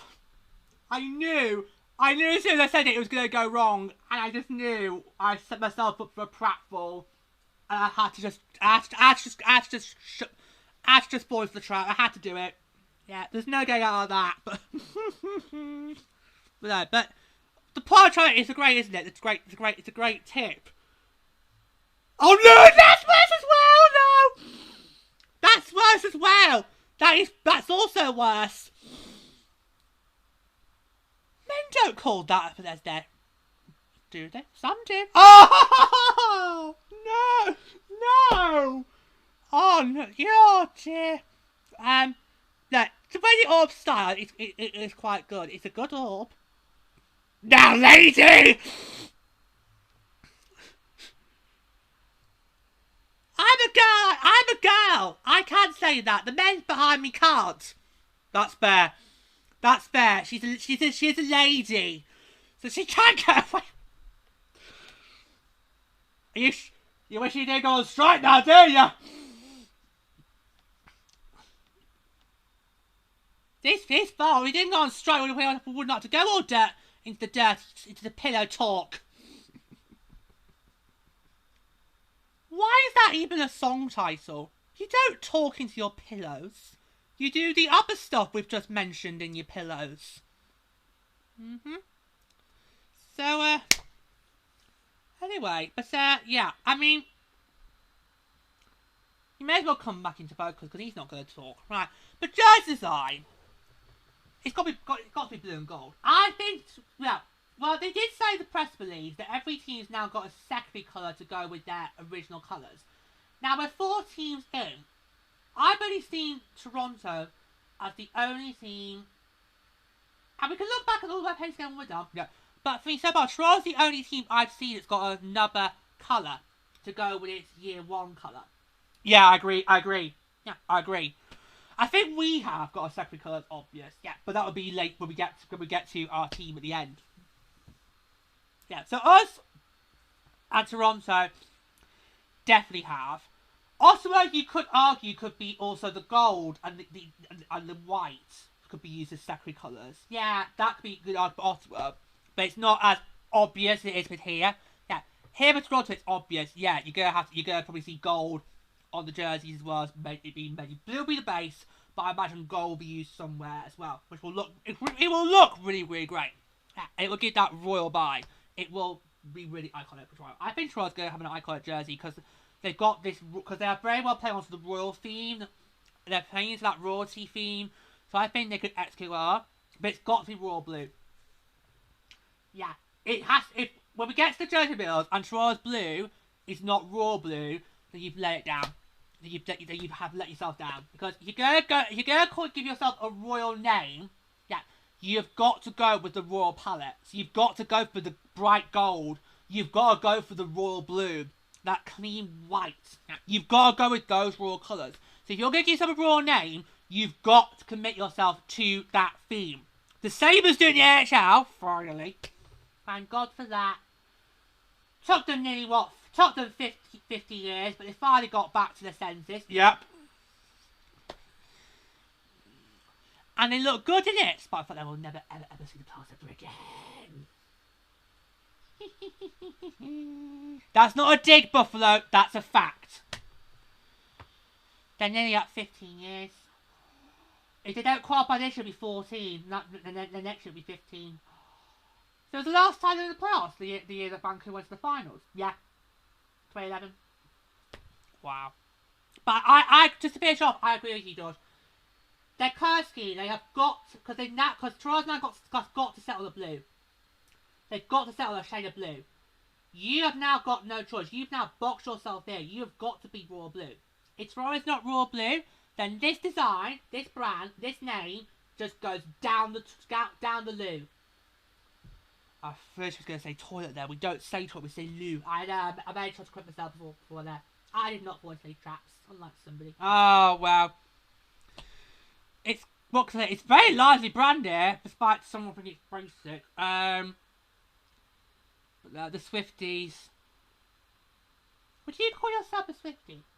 Well, I listen to her music, but I would not say I'm a diehard Swiftie. I listen to music, but that's probably about it. But yeah, but I think Toronto has boxed. The problem with I finished off the last thing. The problem Toronto's got with this brand is they are boxed in with the colour scheme. They've got to go royal blue, or it fails, It's simple as that. Alright, we have just got one more team to go, and then we can reveal what our Walter Cup champions, PWHL Minnesota, will be known as. Come on! Come on! We are so bursting to get to our squad, but we've got to wait. We've got one more team to do. 4 down, 1 more to go, and then it's all about Minnesota! Okay. So our penultimate reveal comes courtesy of this year's Walter Cup runners-up.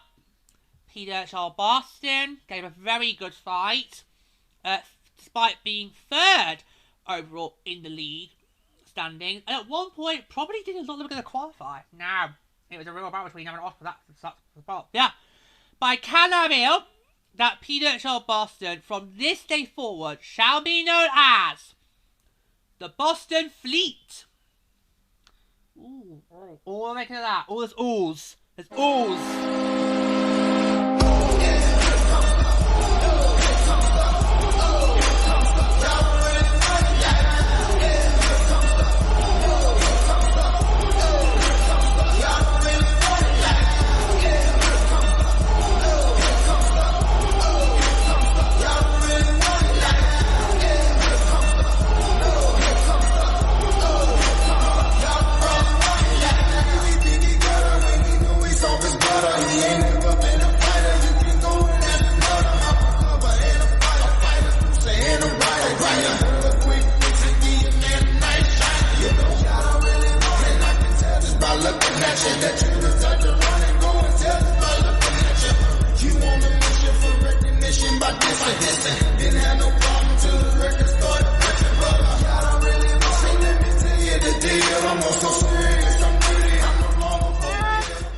Well, let's face it, it's not really a unique, sorry, not unique. It's not really a bold name, is it? Just Fleet.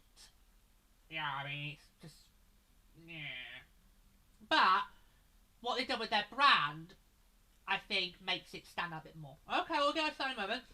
Let me introduce them though. So introducing the Boston Fleet. A new voyage begins. Are you going to be fine, Steve? It's green. I'll be fine. I'll manage. Yeah, I can't see green very well. Right, I'll give it. There we go. So since our earliest days, Boston's fate has rested on the sea. The Boston Fleet pays homage to the unified spirit of our people, players, and fans who move together with speed, strength, and relentlessness might to add new legacy to Boston's storied history of resilience. Speaking of stories, let's see what their logo story is.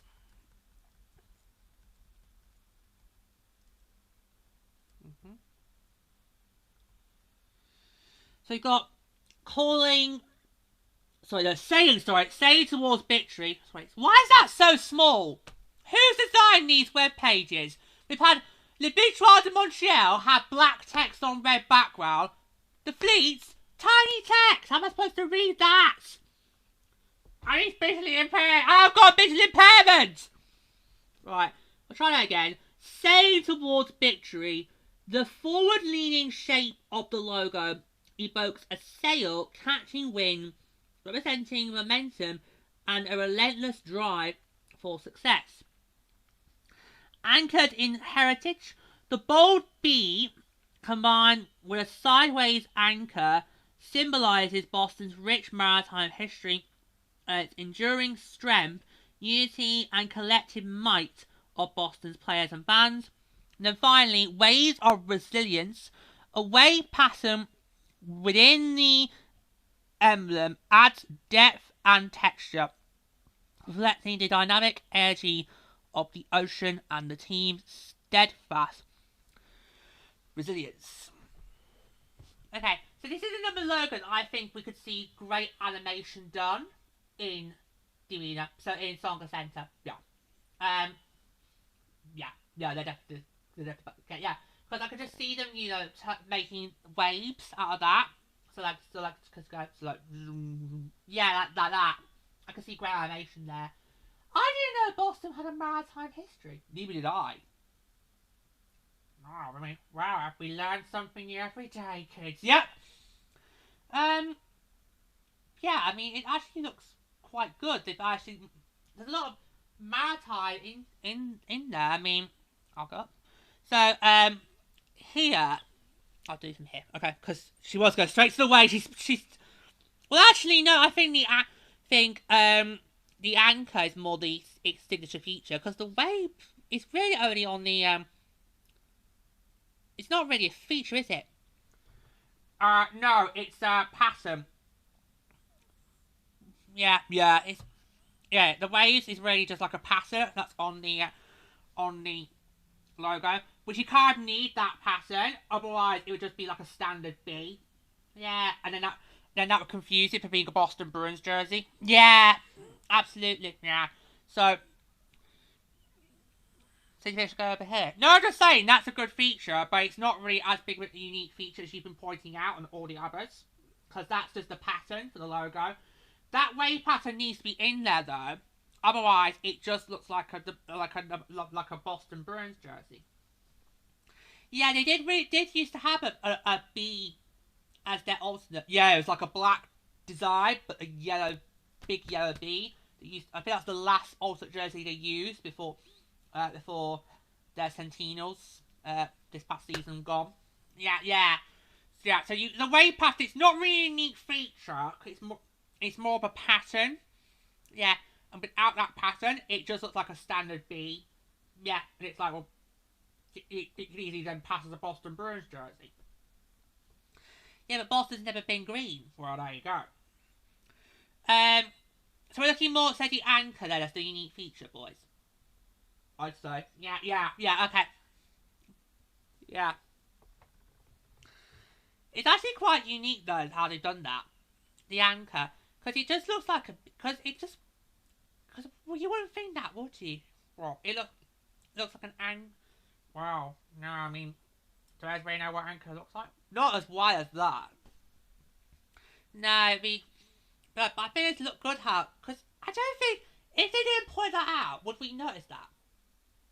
I probably wouldn't. What about you, Claire? If the anchor wasn't there pointed out to us, would you notice that style? I don't know. I don't know. I think because we didn't know about Boston having a rich maritime heritage, we probably would have passed us by. But for those who do know about Boston's heritage, they would pick that up straight away. Yeah. Now there is something I want to point out. And I said this before we recorded some of the others. You did. So, and I think if you tilt this logo on its side, it looks like the Hartford Wales logo. Got it? Yeah. Let me show you. For those of you only listening, Lady's now tilting her husband's head. Like that. Look like. Oh my God! He is! I've got my phone, so I can do it for me. Yeah, go on. I've got my phone with me. So I can actually do it myself. Because I wouldn't be able to do it on my lap. No, we can't tilt you.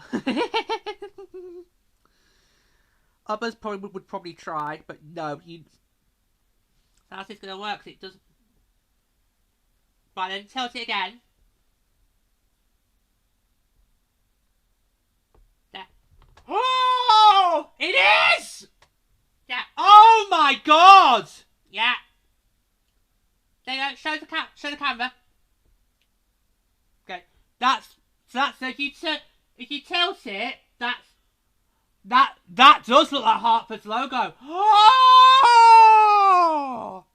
Okay, there you go. Screaming in right now in ecstasy. If only New York was staying in Connecticut. Wow. That is wow.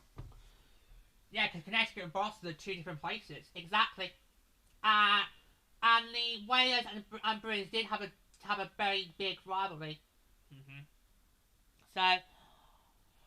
So if we see a lot of Hartford Whalers jerseys at Songer Centre, we'll now know why. Yeah. Oh no. They'll be like, Quebec, give us a team, and I'm like, fuck off. Fuck off, Quebec. You had your chance and you blew it. Alright, move on. If you want an AHL team, fair dues. I would happily welcome a Quebec team into the American Hockey League. But you're not getting one in the majors ever again. Alright? Build a bridge and get over it. Just get over it. Oh, God. Do you think you'd be more high-rated if you were a Colorado Avalanche fan? Probably would, but it's just like, it's just like, team, please. I'm like, fuck off. Like, it's just I could just see the desperation reeking in Quebec. But, oh my God, you can just see it, can't you? Connecticut fans like, can we have one? But you had one. Yeah, you had the Sirens, you had PWHL New York spent a couple of games in Connecticut, so. Plus, there is a hockey team in Connecticut, because the Hartford Wolfpack are still there. So Hartford, and I think this is why I could make the case for Quebec having Quebec having an AHL team, is because in Hartford was a rich AHL market, which sadly didn't work out. Yeah. But Hartford managed to find a way to still have hockey at a decent level, because they've got an American Hockey team, because they've got the Hartford Wolfpack, which is the affiliates to the New York Rangers. Yeah. And Hartford Wolfpack did a good rivalry with the Islanders affiliates in Bridgeport. Yeah, so there's nothing to stop you from doing that, but you're not having one in the major league, whether it be AHL or PHL. No. So would you be against a neutral site game? Because I've heard they want a neutral site game. I'd be against that as well, because it would just stoke the flames. It would just stoke the flames, and I don't want that. All right, especially if we're not in a position to have expansion right now. We need these 6 markets to be established first. We need the league to have good 500 or 600 spell, And then you can start growing. Then you can start expansion, but not right now. But oh yeah. So if you've got your phones, do what I just did there. Tilt the Fleets logo on its side, and you'll probably see the resemblance. If you're not familiar with the Hot Wares logo, you might need to Google that as well to put it side by side. But the comparisons is right there. Is right there. Plus the Wales colour scheme was green. It was green. So could we maybe be seeing a could we maybe seeing a neutral site game in Connecticut featuring Boston and New York this year? It wouldn't surprise me. Nope. It wouldn't surprise me. But then Hubert would be like, well, why can't we have one? Yeah, well, then Atlanta saying we want one. And Arizona like, we want one. I'm like, oh, for goodness sake. So, yeah, anyway. But, yeah, back to the Fleet. Yeah, because we've gone off topic here. That's my bad. No. It's a feature you want to put out because you've been saving that for all week. She's been saving that for all week. We're right at the Fleet. There we go. So yeah. So what do you make of that as a brand whole? Let's go back to that. Yeah, because we are, I think, dangerously off piece here. Yeah, and our time with each team is precious, especially because each gets ours. Yeah. I think the branding actually is good. I think, you know, because you go do a maritime brand, it'd be too easy to just do a boat or a ship. Yeah, be a bit all Blue Peter. Yeah. Already the English are going. Well, Google it! Right, we've got an off-piece enough as it is to explain you more cultural references. Just Google it, folks. Alright? We've not got time to talk about my favourite Blue Peter presenters. That'd be too obvious, though. Yeah. What Boston's gone is actually something unique. They've gone for like the anchor shape, which I think is quite brilliantly, and the way they've managed to make it styled in the B, which makes it brilliant and it stands out. The way pass I think just about works. I mean, like I said, you need that way passing in the shape of the B to make sure it's not just a standard B, and then people could go, well, that's a Boston Bruins jersey. Yeah. Yeah, because that will be what's on the jersey. That'll be what. So, if you don't make it look unique, then people will argue that's just another Boston Bruins jersey. And they have done that, which we just explained. Their most recent third jersey before the Centennial was a standard, a big gold B on a black template. So the Bruins have done that. So what the Fleet have done is they found a way to make sure that they can't be accused of copying something that the Bruins have done with this style and this waveform, which actually works well. And I agree with Lady, the animation you could do with that in Soccer Centre, I think would be interesting with the ways as we just demonstrated earlier. I think it's quite niche, it's quite chic. Now you have been the simplicity police. Is that too basic, or are you fine with that? No, it's fine. You sure? Yeah, it's fine. Because the way that the B start, if it was just a standard B, then I'd be like saying, well, it's like the Sceptres, dull, boring. A Kane Carter could have done better than that. But with Boston's, no, because they've made the B shaped into a maritime symbol. They've managed to find ways to make what could be a very easy to do logo. And what, you reckon Sharky could draw that? Yeah. Oh my god, it's 2 logos you suggested that Sharky could draw. What about Bailey? Do you think Bailey could do that?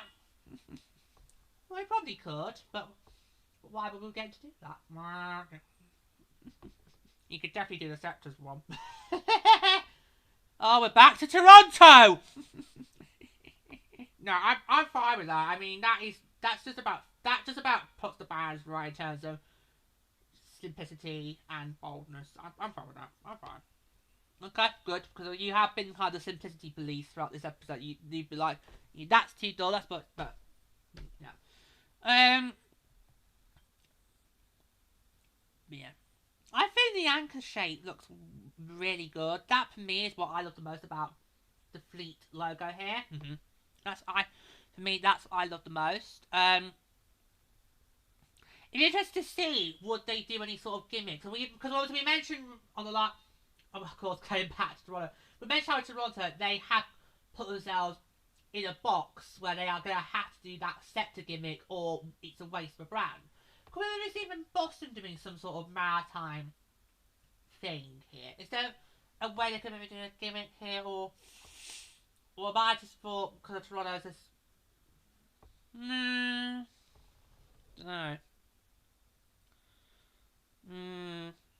I think the Cracker will have something to say about this.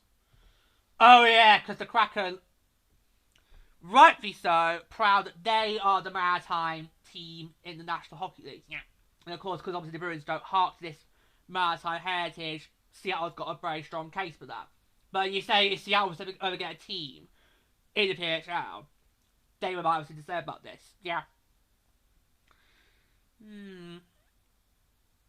Yeah, I mean, yeah, but right now it's fine. Boston can say we're the only maritime team in the league. If Seattle then gets one, well, then you can control that when it comes to. And they could. Because Seattle is always mentioned as being a potential candidate. Chicago's up there. Detroit has to be up there. So Seattle could maybe want to be the possibility. And I would happily welcome a team in Seattle. I would. Maybe not Chicago. Chicago's been there, done that. Got the t-shirt.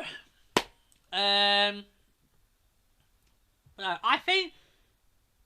Yeah, because I had no idea that Boston had a maritime theme. I just didn't think of that. I think that's what's great about this league. We're learning more about these markets. Because we've known these markets for a very long time now, because they are markets are also in the AHL. But what the PHL is doing is it's giving opportunity to learn a bit more about these markets. Particularly, of course, for us from Minnesota, given how you two are Kings, I'm Sharks. So, by us three teaming up with Minnesota, we've now known more about Minnesota this past year than we ever have done before. Because obviously the Wild are in our conference, but they're not in our division, so we don't see the Wild as often as we do each other. But yeah, so I don't think any of us have seen them in a playoff series either. No.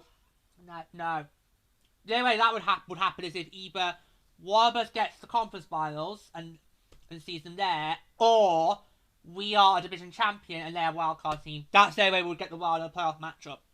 Yeah. I'm not sure I would like that, but yeah. So I mean, so this is interesting because I never would have thought Boston would be a maritime town. It's more technology, I think Boston is. Yeah. More than San Jose is. Yeah. Yeah, because of course Boston's got that famous technological unit at MIT. Yeah.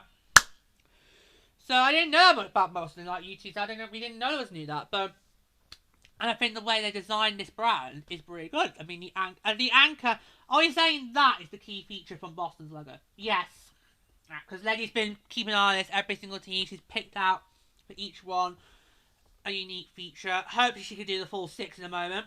So the anchor here, that's what we're calling the key feature for the Boston Fleet. Yeah. Yeah, I think it'll be interesting to see what they will do when we get to on the ice. It's a lot of ice.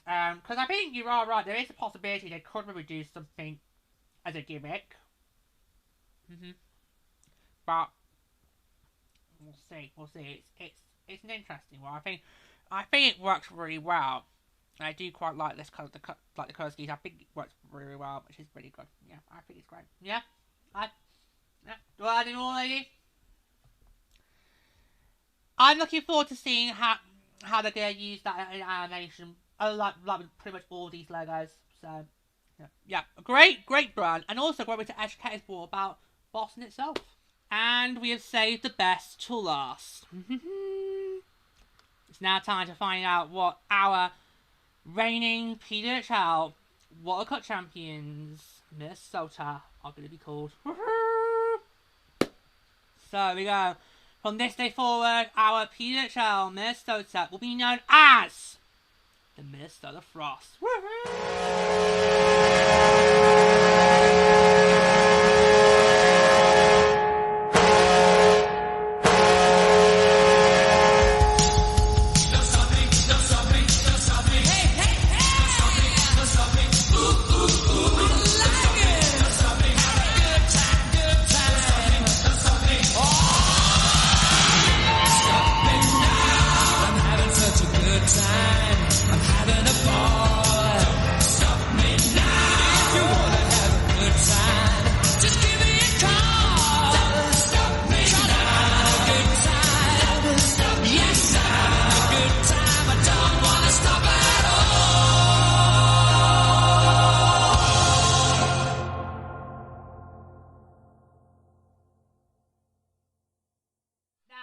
During the regular season, we were kind of wanting a regional name, given how obviously we got purple. Purple's a regional colour, but when that dropped on Monday, we just absolutely loved it.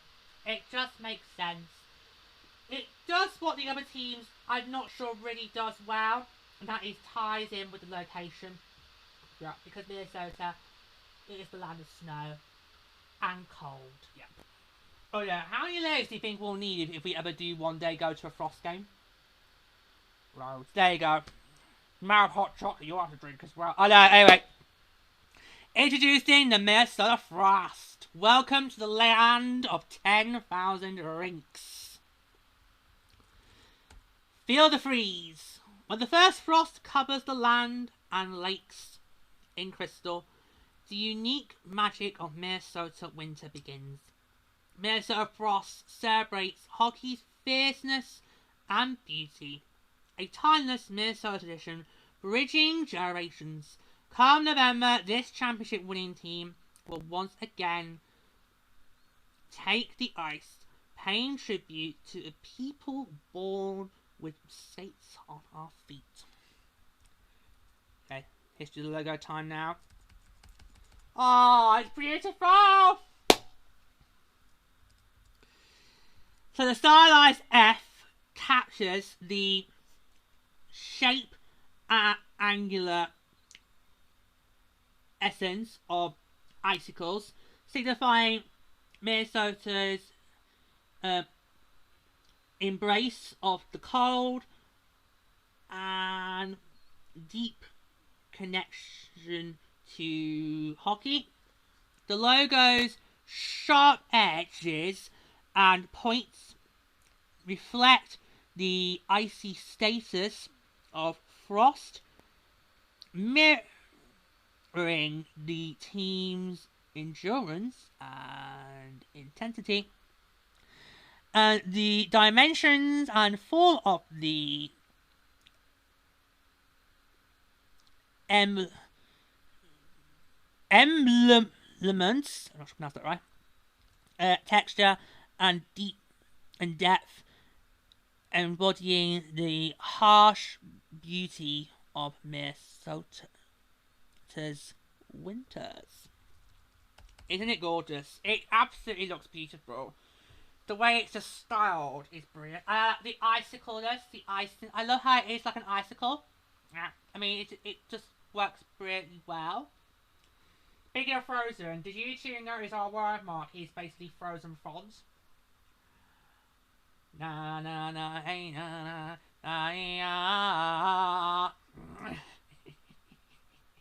Disney better not want to come down as a copyright suit. Well, meh.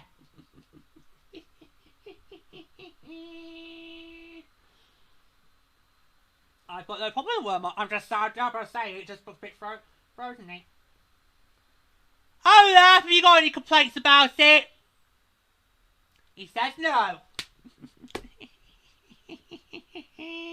But it is absolutely gorgeous. I just love this. It's brilliant, isn't it? And the way it works with the colour scheme as well is brilliant. And alright, that's the beauty of it. The purple, it works well. And obviously we've got the white now added. So do people get like a purple white jersey this year rather than a purple black one? I would rather we go purple white. Yeah. Yeah. Agree. Purple white will look better than purple black. Yes. Yeah. I think both versions will look great. So I think this is the logo. Now I talk about Oscar's logo only working for one jersey. I think this will work for two jerseys. The question will be, would it be based more on the white jersey or on the purple jersey? But I think you're right. It has to be purple white, no black. Right. Black is in the word mark, but that's fine. But it has to be a purple and white jersey rather than a purple and black jersey. I mean, our jerseys for this past season was fine, but I'm not sure the black was worked well. No, it's got to be. It has. I'm with you too. It has to be purple and white. I mean, I'll just reiterate the icicle too. Yes. I mean, you see on the edges here. Yeah, that just looks like really emphasises frost there. The bottom bit here. Yeah, that. Yeah, that, thank you. Thanks, love. Thanks, honey. Yeah, that. That just looks like frost. That like emphasizes the frost element. Yeah, like frostbite, as if it's biting into the ice. Oh! What alliteration! Yeah. That, I think, works really well.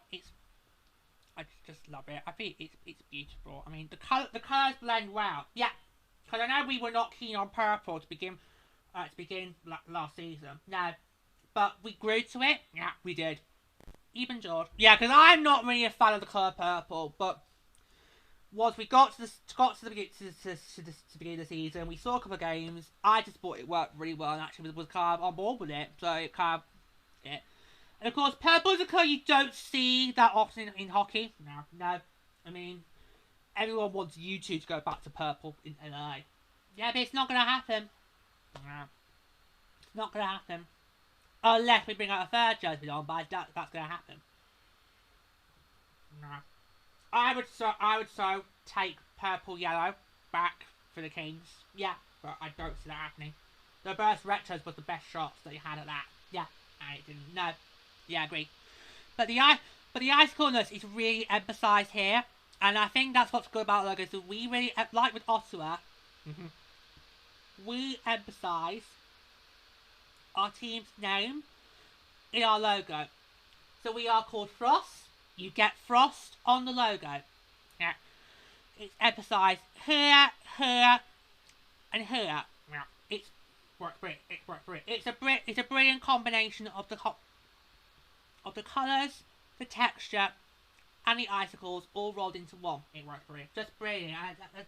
Brilliant. And it just makes our colour scheme just stand out a little bit more. And I think when we get rid of the black, it'll be fine. Get rid of the black. What do you make of our tagline, which of course is "Feel the Freeze"?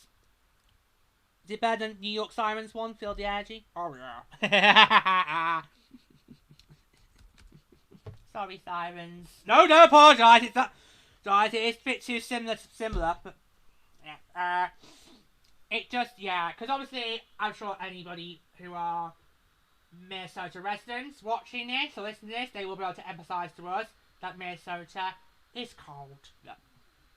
I know. They are still on record as having the coldest winter classic in National Hockey League history. I do not see that getting beaten. No. Was that? When was that though? Was that 2 years or 3 years ago now? I think it was 2. Yeah, 2. 2 years, yeah. It was originally going to be 2021, but of course COVID happened, and they moved to 2022. Ah, yeah, there we go. Yeah. So, yeah, and you, of course, were backing Louis. I was. Can't do that if he ever has a rematch, because I do feel that if in any outdoor games, as long as it's not my Sharks or your Kings, I think I've got to back Minnesota in a class to an outdoor stadium series. Yeah, you've had to be more nice to Nordy now. Yeah, it's like, but tagline works well. It's a brilliant tagline. I feel the freeze. It makes sense because yeah, we are a cold state. Lots of snow. You get lots of snow. Snow in Minnesota, pretty much all year round snow. Like how Spain has all year round sunshine, but Minnesota's got all year round snow. Yeah. That we some of you have some marriage as well. We're going to Minnesota. Well, snow's tricky for me because I'm fine with the snow, but when it turns into the ice, that's when we have a problem. Yeah. Sun, hate it, full stop. Snow, I'm kind of 50-50. I don't mind when it's snow, but when it turns to ice, that's when we have a problem. So what I would need, like, what? Some snow boots. Yeah. And maybe some gritty skips. I don't know, some, like, grits on or something. Because we are serious about it. Yeah. We would like to come to Minnesota one day to see some Frost games. But obviously, if we do go, we might need to be prepared more than it is for being in North or SoCal. Yeah.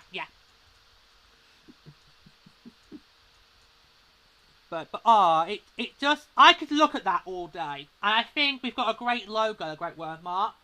Yeah, I think the word mark should be made into merchandise as well. Because obviously you know the logos will be. I think the word mark should get made into logos as well. Yeah. Yeah. I think they should. Yeah, I mean, I know Pluto does, I can see what Pluto means about the Disney record on the word mark, but really, is that a big of a deal? The logo is what you're going to see on the ice. Is it really that big of a deal? Well, you come back to me and Disney sue us. They're not going to sue us! If Calgary's not going to sue Ottawa Charge, no way is Disney going to come and sue the Minnesota Frost. That would be we'll have to tell on Disney if it tries to come for our team. No, it's fine. It's fine. Nothing to worry. Nothing to see here, God. Nothing to see here. No, nothing to see here. But I absolutely love our brand, and I feel like it was so important that our team developed a great brand, because we've got to basically support this, regardless of we love it or not. We are in that position where we've got no choice, because the other thing is we can slander or dislike or say we don't like it. If we don't like it, it's fine, because they're not our teams. But this is our team's brand, and we have to get behind that, whether we like it or not. So the fact that when it launched, we absolutely loved it. We just loved every single second of it. It was just brilliant. Yeah, absolutely brilliant. So we were just like complete hysterics. We're just like up and down, like yes. We were so happy because our potential name was not a good one. Now, have we already got our chance? Yes, we do it right. Okay, so we've got. So these are our challenges you're going to hear us do for going forward now. So we've got Go Frost Go.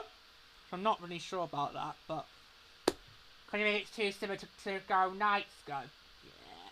Well, you can go and tell Bakers to fuck off. It's fine. Okay. So we got Go Frost Go. Who wants to do another one? Let's go Frost! That's one.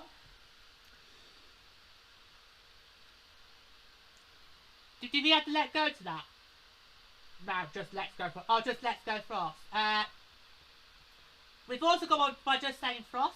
Oh yeah, so did we do it? Or did we do it? No, the first one, so Frost! Frost!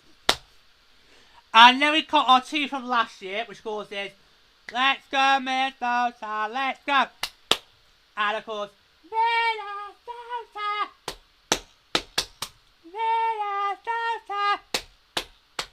which you definitely will have heard at PWHL Minnesota games last season. Yeah, so we've got our chance already. So we are just so behind this. I want to be in a Minnesota Frost jersey. Yeah, yeah. So come on. Hopefully this could be the season when we can get PWHL jersey in my wardrobe. Yeah, because I want to represent our team. I want to represent this league. We are so proud to be a part of this league. The one thing we're missing is be able to represent it through the apparel. So let's hope this is going to be the year we can get that. The league did admit it got something wrong last year. Hopefully they'll correct it this year, but we'll see. Yeah, we'll see. We'll see. Yeah. But I think it's just so great. The icy theme is there, and we just love it. Yeah. The car's never bothered you. Nope. I'm glad we got a cold theme than a sunny theme. Yeah, I just love that. I mean, I could look at that all day. So great. Yeah, absolutely. It's a great. It is a great logo. The fact you've got the colours blend well. It reflects Minnesota, what Minnesota is, which is a cold state. Why did you not buy that travel mug that throws in the musical? Cause it costs 60 fucking quid. Did really? Yeah. I will spend 60 quid on plushes, but I will not spend 60 quid on a travel mug that I'm hardly ever going to use. Yeah, but I'm just thinking if we ever do go to Minnesota, the amount of hot chocolate you're going to have to drink, it'd be perfect. We could save a couple of cents on mugs. Yeah, but it costs 60 fucking quid. No way was I going to do that. Did you have to spend like 100 quid last year Winnie the Pooh? Yeah, because each the plushes cost 25 quid. He wanted a New York, I wanted a poo. And then when we got there, I was like, well, we can't leave out Tigger and Piglet, so put them in the basket as well. They cost 25 quid each. The frozen ones cost about 30 quid each. So that is basically well over 100 quid right there. It's probably about 120. So there you go. So no way. But I don't know what Travelmog is. So that's no reason not to have bought it. Well, that's going to be a missed opportunity, especially now your famous was gone from the West End. Oh, don't get me started. Don't get me going up now at the end of the show. Well, that might be something I'll have to look into them, won't it? I'm just saying. Yeah, but what would the point of buying a child mug? You can't take hot chocolate in your suitcase. No, because they actually do ask you, do you have any food or drink in your cases? When you land in the US, you're sorting out your visas. Yeah, so that's it. Yeah, because it's on the question, wasn't it? When you got saying like that, like, have you got any food or drink in your bags? We're like, well, there's some chocolate, because I didn't get around to eating that on the plane. Yeah. So there's that. There's Cadbury Dairy Milk. Does that count? So yeah, so no, I don't know what you're thinking there. Plus, if we go to Starbucks, and now we're going to have Starbucks cups. Then we can put on George's Instagram. Look, Jordan's been to Starbucks. I am not turning into one of those people who photographs their food for Insta. I'm just saying, I know what you're thinking, but no. Is that the reason why you want me to go to Starbucks? No, that's why you go to Starbucks. Instagram's got nothing to do with it. You get more followers. I don't care, I'm not being one of those food geeks. Oh my god, this is going off topic now, you can tell we're at the end.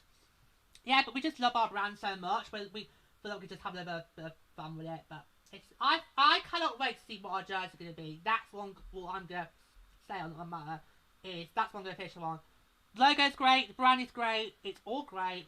Just get that on a jersey and ship it to Manchester. Yeah. Ship it. Yeah. Yeah. I could just love it all day. I know we could. It is a great brand for what is the best team in the PWHL. And so there we have it. All 6 team names and identities revealed. So let's remind you of them one more time before we go. So we have the Boston Fleet, our Minnesota Frost, Montreal Victoire, or if you can't say that in English, you can do it the French way, which is Le Victoire de Montreal. The York Sirens, Ottawa Charge, and the Toronto Sceptres, the inaugural 6 of the PWHL, finally have got their names, brands, and identities, and you've got to give it to PWHL, hats off to them for being able to just do a perfect reveal day, because there was a... Did you get tongue on that? Amanda, I don't know. It's been a long show, boys and girls. It's been a long show. It's been a long show. You gotta give it to them. They managed to pull off this reveal brilliantly. Absolutely brilliant. And of course, each team has got a video on their social. Yes, which is all on the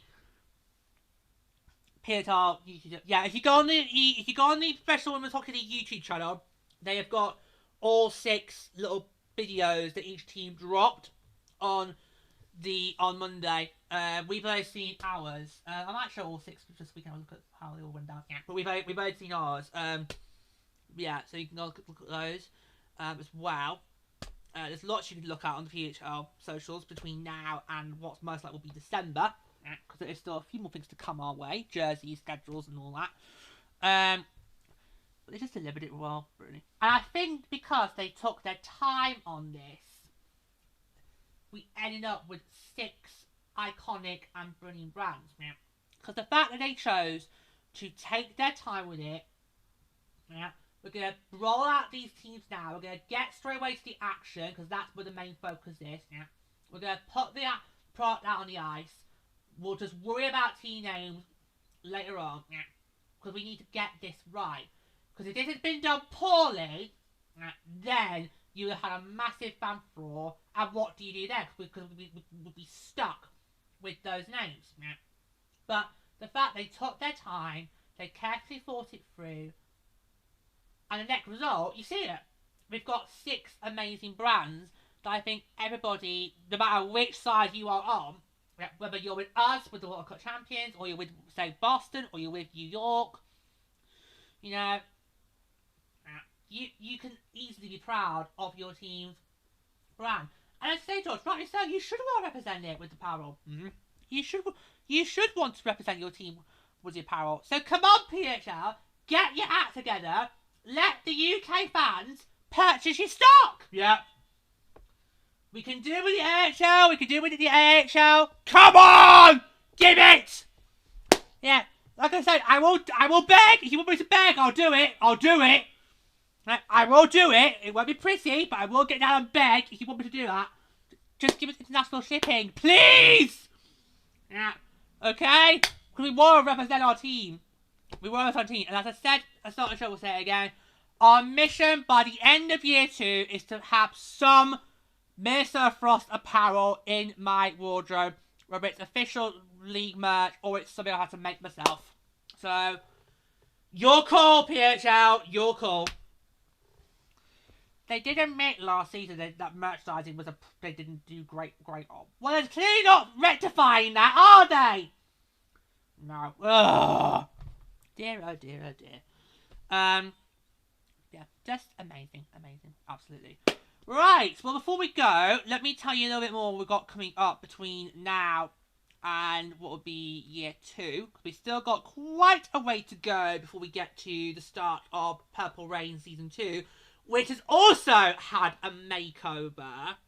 And these two absolutely love... I'm going to put it back on my screen for them to see. Because they absolutely love the new artwork for Purple Rain. Because even though we are not a royal theme, I still want to call the show Purple Rain. Because like I said to you guys, the idea behind the name was to tie in our team's colours. But it's also a hark back to, obviously, the song by Prince. Which I'm probably going to do a cover at some point. You will. In Frost Gear. Yep. It's a tricky song to sing, but I'll do it. I'll give it a go. No songs off limits for me on the cover videos. But what we gave to you this year was just a very generic artwork. Yeah. It was very generic. We just wanted to rustle real quickly, you know, just so you didn't have a blank canvas or you haven't listened to your podcast speeds. I was always the intention, when we got the team name and brand, we would try and tie that into the Purple Rain artwork. And these two, because on Monday, I spent all night trying to get this done, and these two absolutely loved the next result. They absolutely loved it. So I'm going to bring it now on my screen to show them again. You guys will be able to see it now in your podcast because we have already updated the artwork cover, so you can now see the official art cover for yourselves. Let me know your thoughts on that as well, because it's absolutely amazing. We just love it.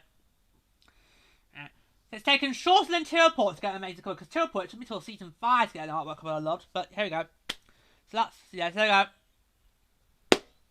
Ah, stunning. Amazing, isn't it? So we have now incorporated the Frost logo, that is now incorporated in there. And we've now got a icy border as well. So we used a lot of icicles in there as well. We absolutely love it. I just love that. I mean, it's brilliant. That, you know. So the Purple Rain podcast is now fully reflective of our brand identity, which of course is the Minnesota Frost. These two just went insane when they saw what the show there, and they're like, "That is brilliant. You've got it." Yeah. I think because the way our logo is styled made it easy to incorporate. Because with the Charles logo, it's not easy to try and incorporate all the barricades. It's not easy to incorporate that into Teleport. Whereas with the Frost, that's easy to incorporate. So they love the new artwork, which is now on So whenever you go and check out the Purple Rain podcast, you will now see our new artwork. It's brilliant. It's amazing. Yeah. So you've got a while to wait till season 2. Season 2 will not be up and running until probably just. Well, it depends on the schedule, doesn't it? Because if it's going to be December the 1st, we can't do the pre-season show on December. Well, that's not November. So November, yeah. Right. So season 2 will kick up and running in November with a pre-season show, which will look back at what's been going on over the summer, like we do in Ontario Report with the Sharks and Barracuda. So season 2 will come back in November, towards the end of November. So just before the year 2 gets underway with PHL, that'll be coming in the end of November. So season 2 will be officially going in November for Purple Rain. But before then, we've got some more bonus episodes to come. We're still yet to do the big bonus episode on our overall thoughts of the first year as a whole. We're looking to maybe record that and publish it for October. Yeah, because I'm big. Yeah, you're busy for the next couple of weeks, so we're looking maybe end of October recording that, publish it beginning of November. That's we're gonna try and do that. Yeah. Plus, I still want to gather my thoughts on that, and then yeah. So those two will be back on for that. We promised it to you when we did our first episode covering our championship, our World Cup champions when we won the World Cup. We did a bonus for that. We teased that. Now in September? It's not happened yet. But no. So we're going to record that in October and publish at the beginning of November. But before then, obviously what we're giving you today is just a quick snapshot of those 6 brands. And chances are, there is a whole lot more that we could have said about these 6 brands. Yeah. So you know what? That's exactly what we're going to do.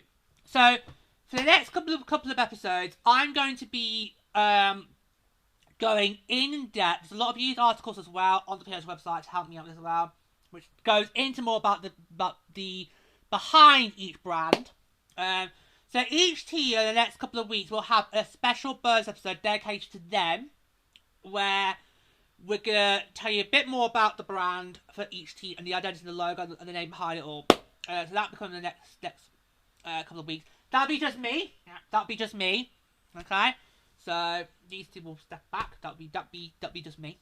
Yeah. In fact, I'll let these two decide what order should it be done. Regular season standings, post-season standings, alphabetical order. Yeah, that alphabetical order. Yeah, you might as well get alphabetical order. Okay, so Boston will go right. So the Fleet will go first. Then it'll be our Frost, then Victoire, then Sirens, then Charge, then Sceptres. Yeah, right. We'll do it that way. Okay, thanks, guys. Next decision made by those two there. Oof. Power slipping away. How does that feel? Wait, what you two suggested to do the teasers last week? I wasn't going to do that, but you said do it. And I was like, well, okay. It actually worked quite well. But yeah, so yeah. I mean, obviously, I'm in charge of this brand, so I get the final say. But I will welcome any suggestions from you guys. But yeah. So Boston, you're up first. Okay. So if you are a Boston Fleet supporter, keep an eye on the podcast feeds because you will be going first. So it'll be an episode for each team where I will go further into thoughts about the brands, but also give you a little bit more insight behind the name and the logo for each team. So that'll be coming up in the next couple of weeks on this show. We could do it weekly. In fact, let me look at the calendar. Would that work? Could do. So if you look at maybe next week. Not publish. No, but I mean record. Oh! To record the first one next week. Yeah.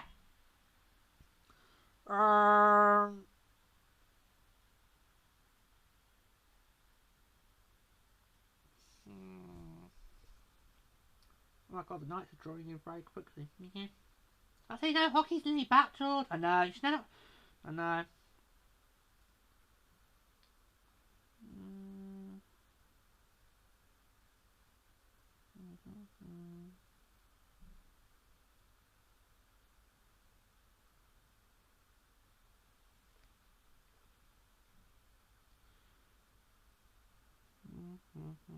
That actually could work, that. Yeah, that actually could work. So doing them as weekly, that would work. That would take us up to the end of October, and then we can get those.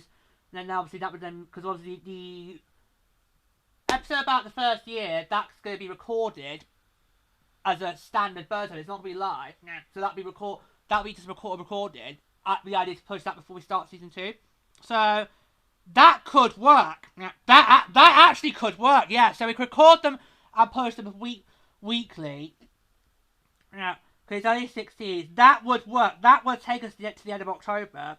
And then in November we can publish our final thoughts on the first year. And then start season 2. That could work. Right. Thank you for that. Right. So Boston Fleet fans, keep an eye out on the show next week. You will go first. Okay? There'll be the Frost, then Victoire, then Sirens, then Charge, then Sceptres. So, yep. I will on my socials, I will publish a schedule for that. I'll try to stick to it, because with so many shows on DHSAS I do, and obviously with sometimes the technology, the equipment not playing to ball, which of course does have to have this one delayed. Yeah. It might go well. So it might be I just record so it might be doing a double recording. It might be a double bank. So record 2 in one go, and then yeah. But yeah. So that would be good. We'll also make sure to have the logos on the screen for now. We might incorporate the intro videos. We might not see our copyright played about that. But yeah. So we've got a lot of still some stuff left to do regarding year 1 before we get to year 2. Of course, obviously, do you 2 all come on for jersey reveal? You don't have to. You don't want to. Are you going to do one for jersey reveal? Yeah.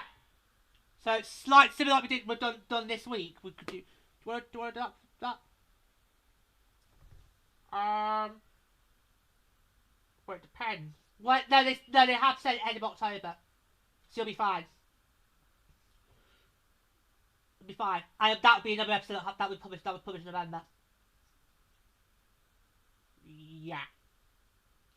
So we pencil you both in for that one, yeah, and then near the time, if you're not being up to, you can then opt out. Yeah. Okay. Right. You can just give me what you want to say. Yeah. Right. Okay.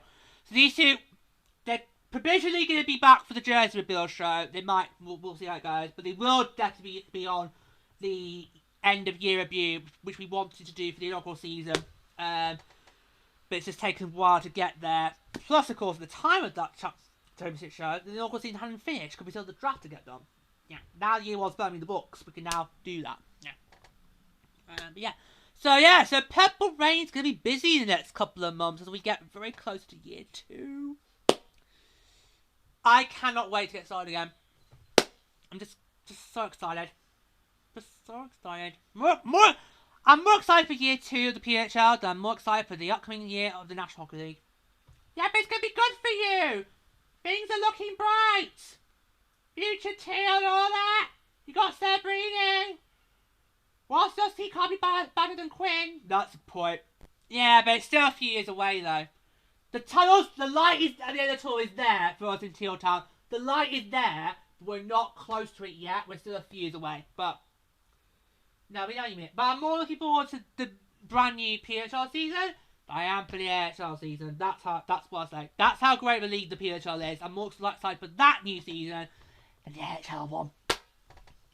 And I probably would still feel that even the Sharks were back as they once were. But anyway, it's fine. What about you 2? Are you excited for PHL year 2? I definitely am. Yeah, because you're still crazy about our rebrand. I cannot wait to watch LA Kings games for this season, and we can get those jitters out of the way. Because you had it with the bold jerseys 2 years ago. Yeah.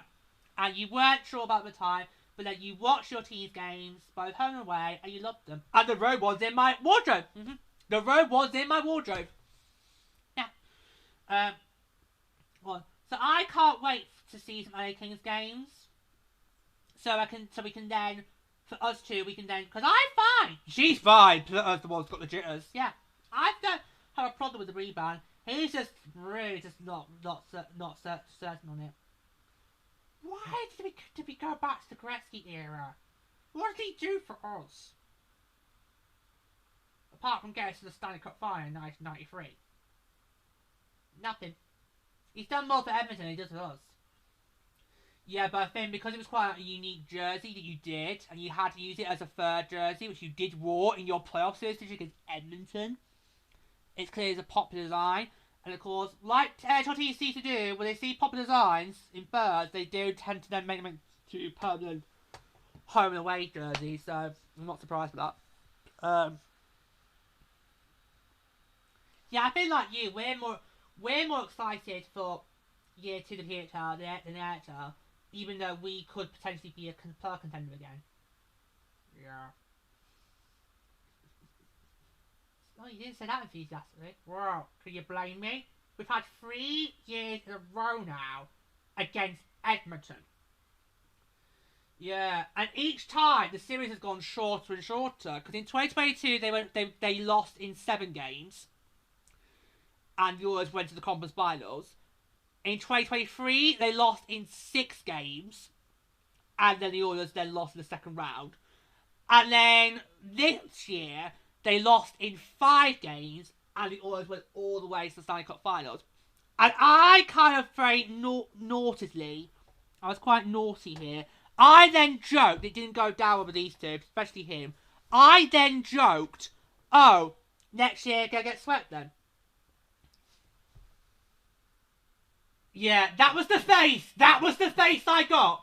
That joke did not go over. But I wasn't the only one thinking that.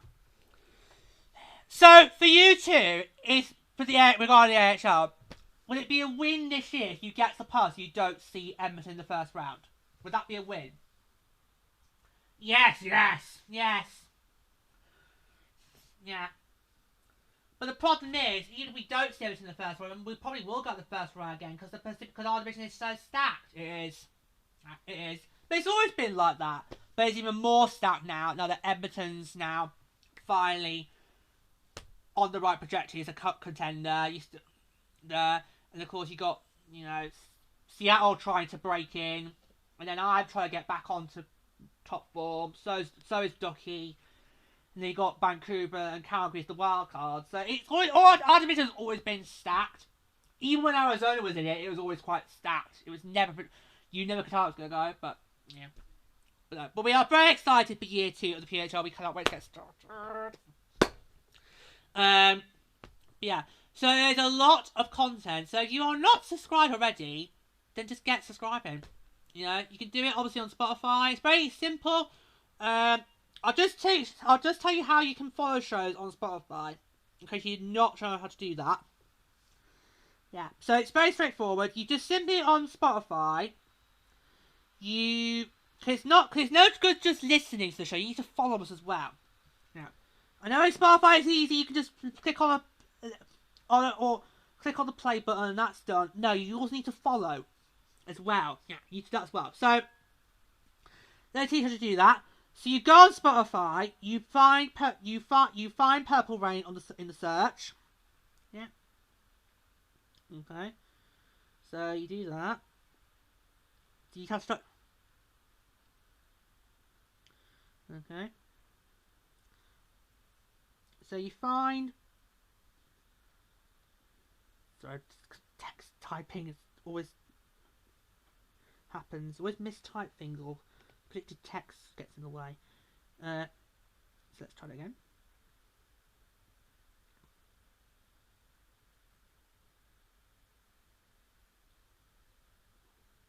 Yeah.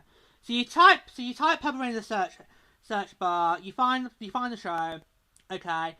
And then at the top of the obviously at the top of our page, there is the follow button. It's basically the equivalent of the subscribe button. Okay, so you click on that. So if you click on the follow button, that is basically you subscribe to our show on Spotify. You can also do that with my other shows, so Material Report and Showtime. That's how you are subscribed to those shows on Spotify. It's just straightforward. Click the follow button and you are definitely subscribed to Purple Rain. And there is also, like on YouTube, there's also a bell. You click on that. That should then notify you whenever there's a brand new episode of the show. Yeah. Okay.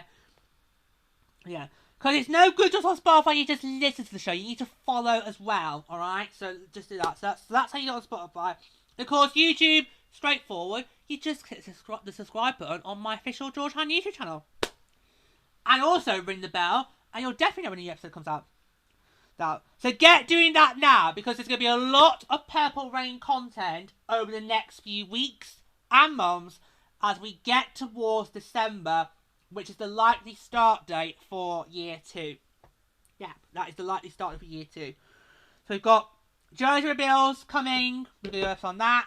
We're also going to do our thoughts on the inaugural season as a whole. And of course, obviously, I'm going to be back with those 6 shows for each team. I'm going to do a little bit more in-depth on the team names and brands. Okay, so you are going to want to make sure you are following the show, you subscribe to the show, you subscribe to the channel, because before you know it, we are going to be back in year 2. Our title defense is round the corner. It's going to feel weird for you, isn't it? Yeah, because I've not had this experience of being a defending champion in hockey with a championship. In previous years, Sharks season, I have been a defending Pacific Division champion, a defending President's Trophy champion, a defending Western Conference champion, but never the pick of them all. Because in America, if you don't win the main championship, it's not really seen as a win. But this is new territory with me. Yeah, I think we've got a good shot. Yeah. I know our drafting didn't go down well, but that's because of obvious reasons. But I think we've got a good shot. Absolutely. I think we have a very good chance of defending as World Cup champions.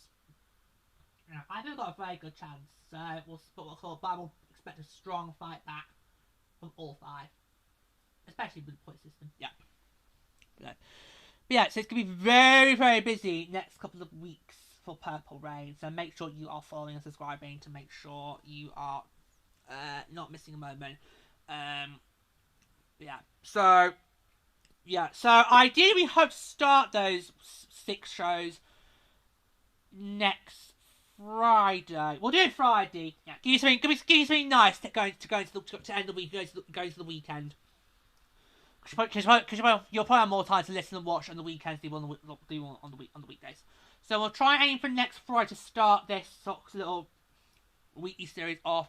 And Boston Fleet fans, you are up first. We're going to do it in alphabetical order. So Boston, you will be going first. I will on my socials, so on my Instagram and obviously on the community tab on my YouTube tab, I will try and post the planned schedule. But please do bear in mind, it might go awry because it's not because something might happen, like technical difficulties, or the equipment plays up, or other shows take priority. Because I've got a bit because it's a very busy brand I have on DUS now. There's lots of shows. Yeah. So, but yeah.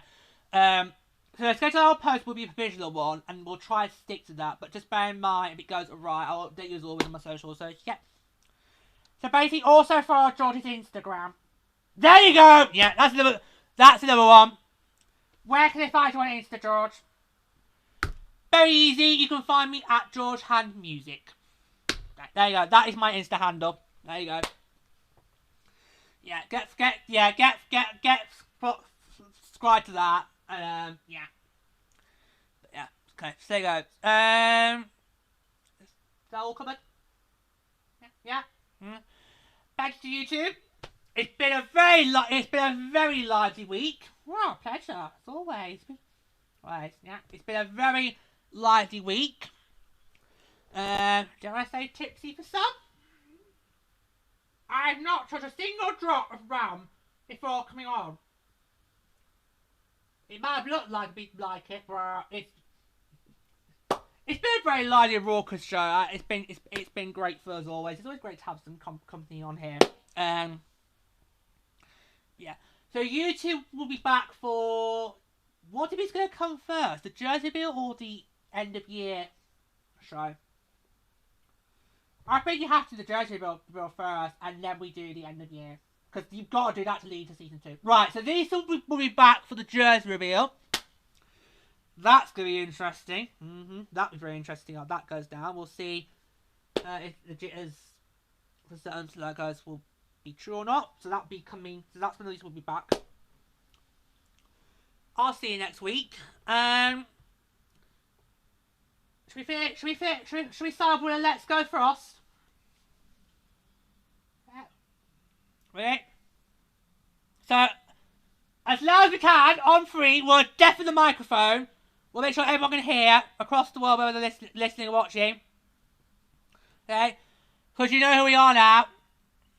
Winter is here. And we are the Minnesota Frost. So, to start off the show, ready? 1, 2, 3. Let's go Frost!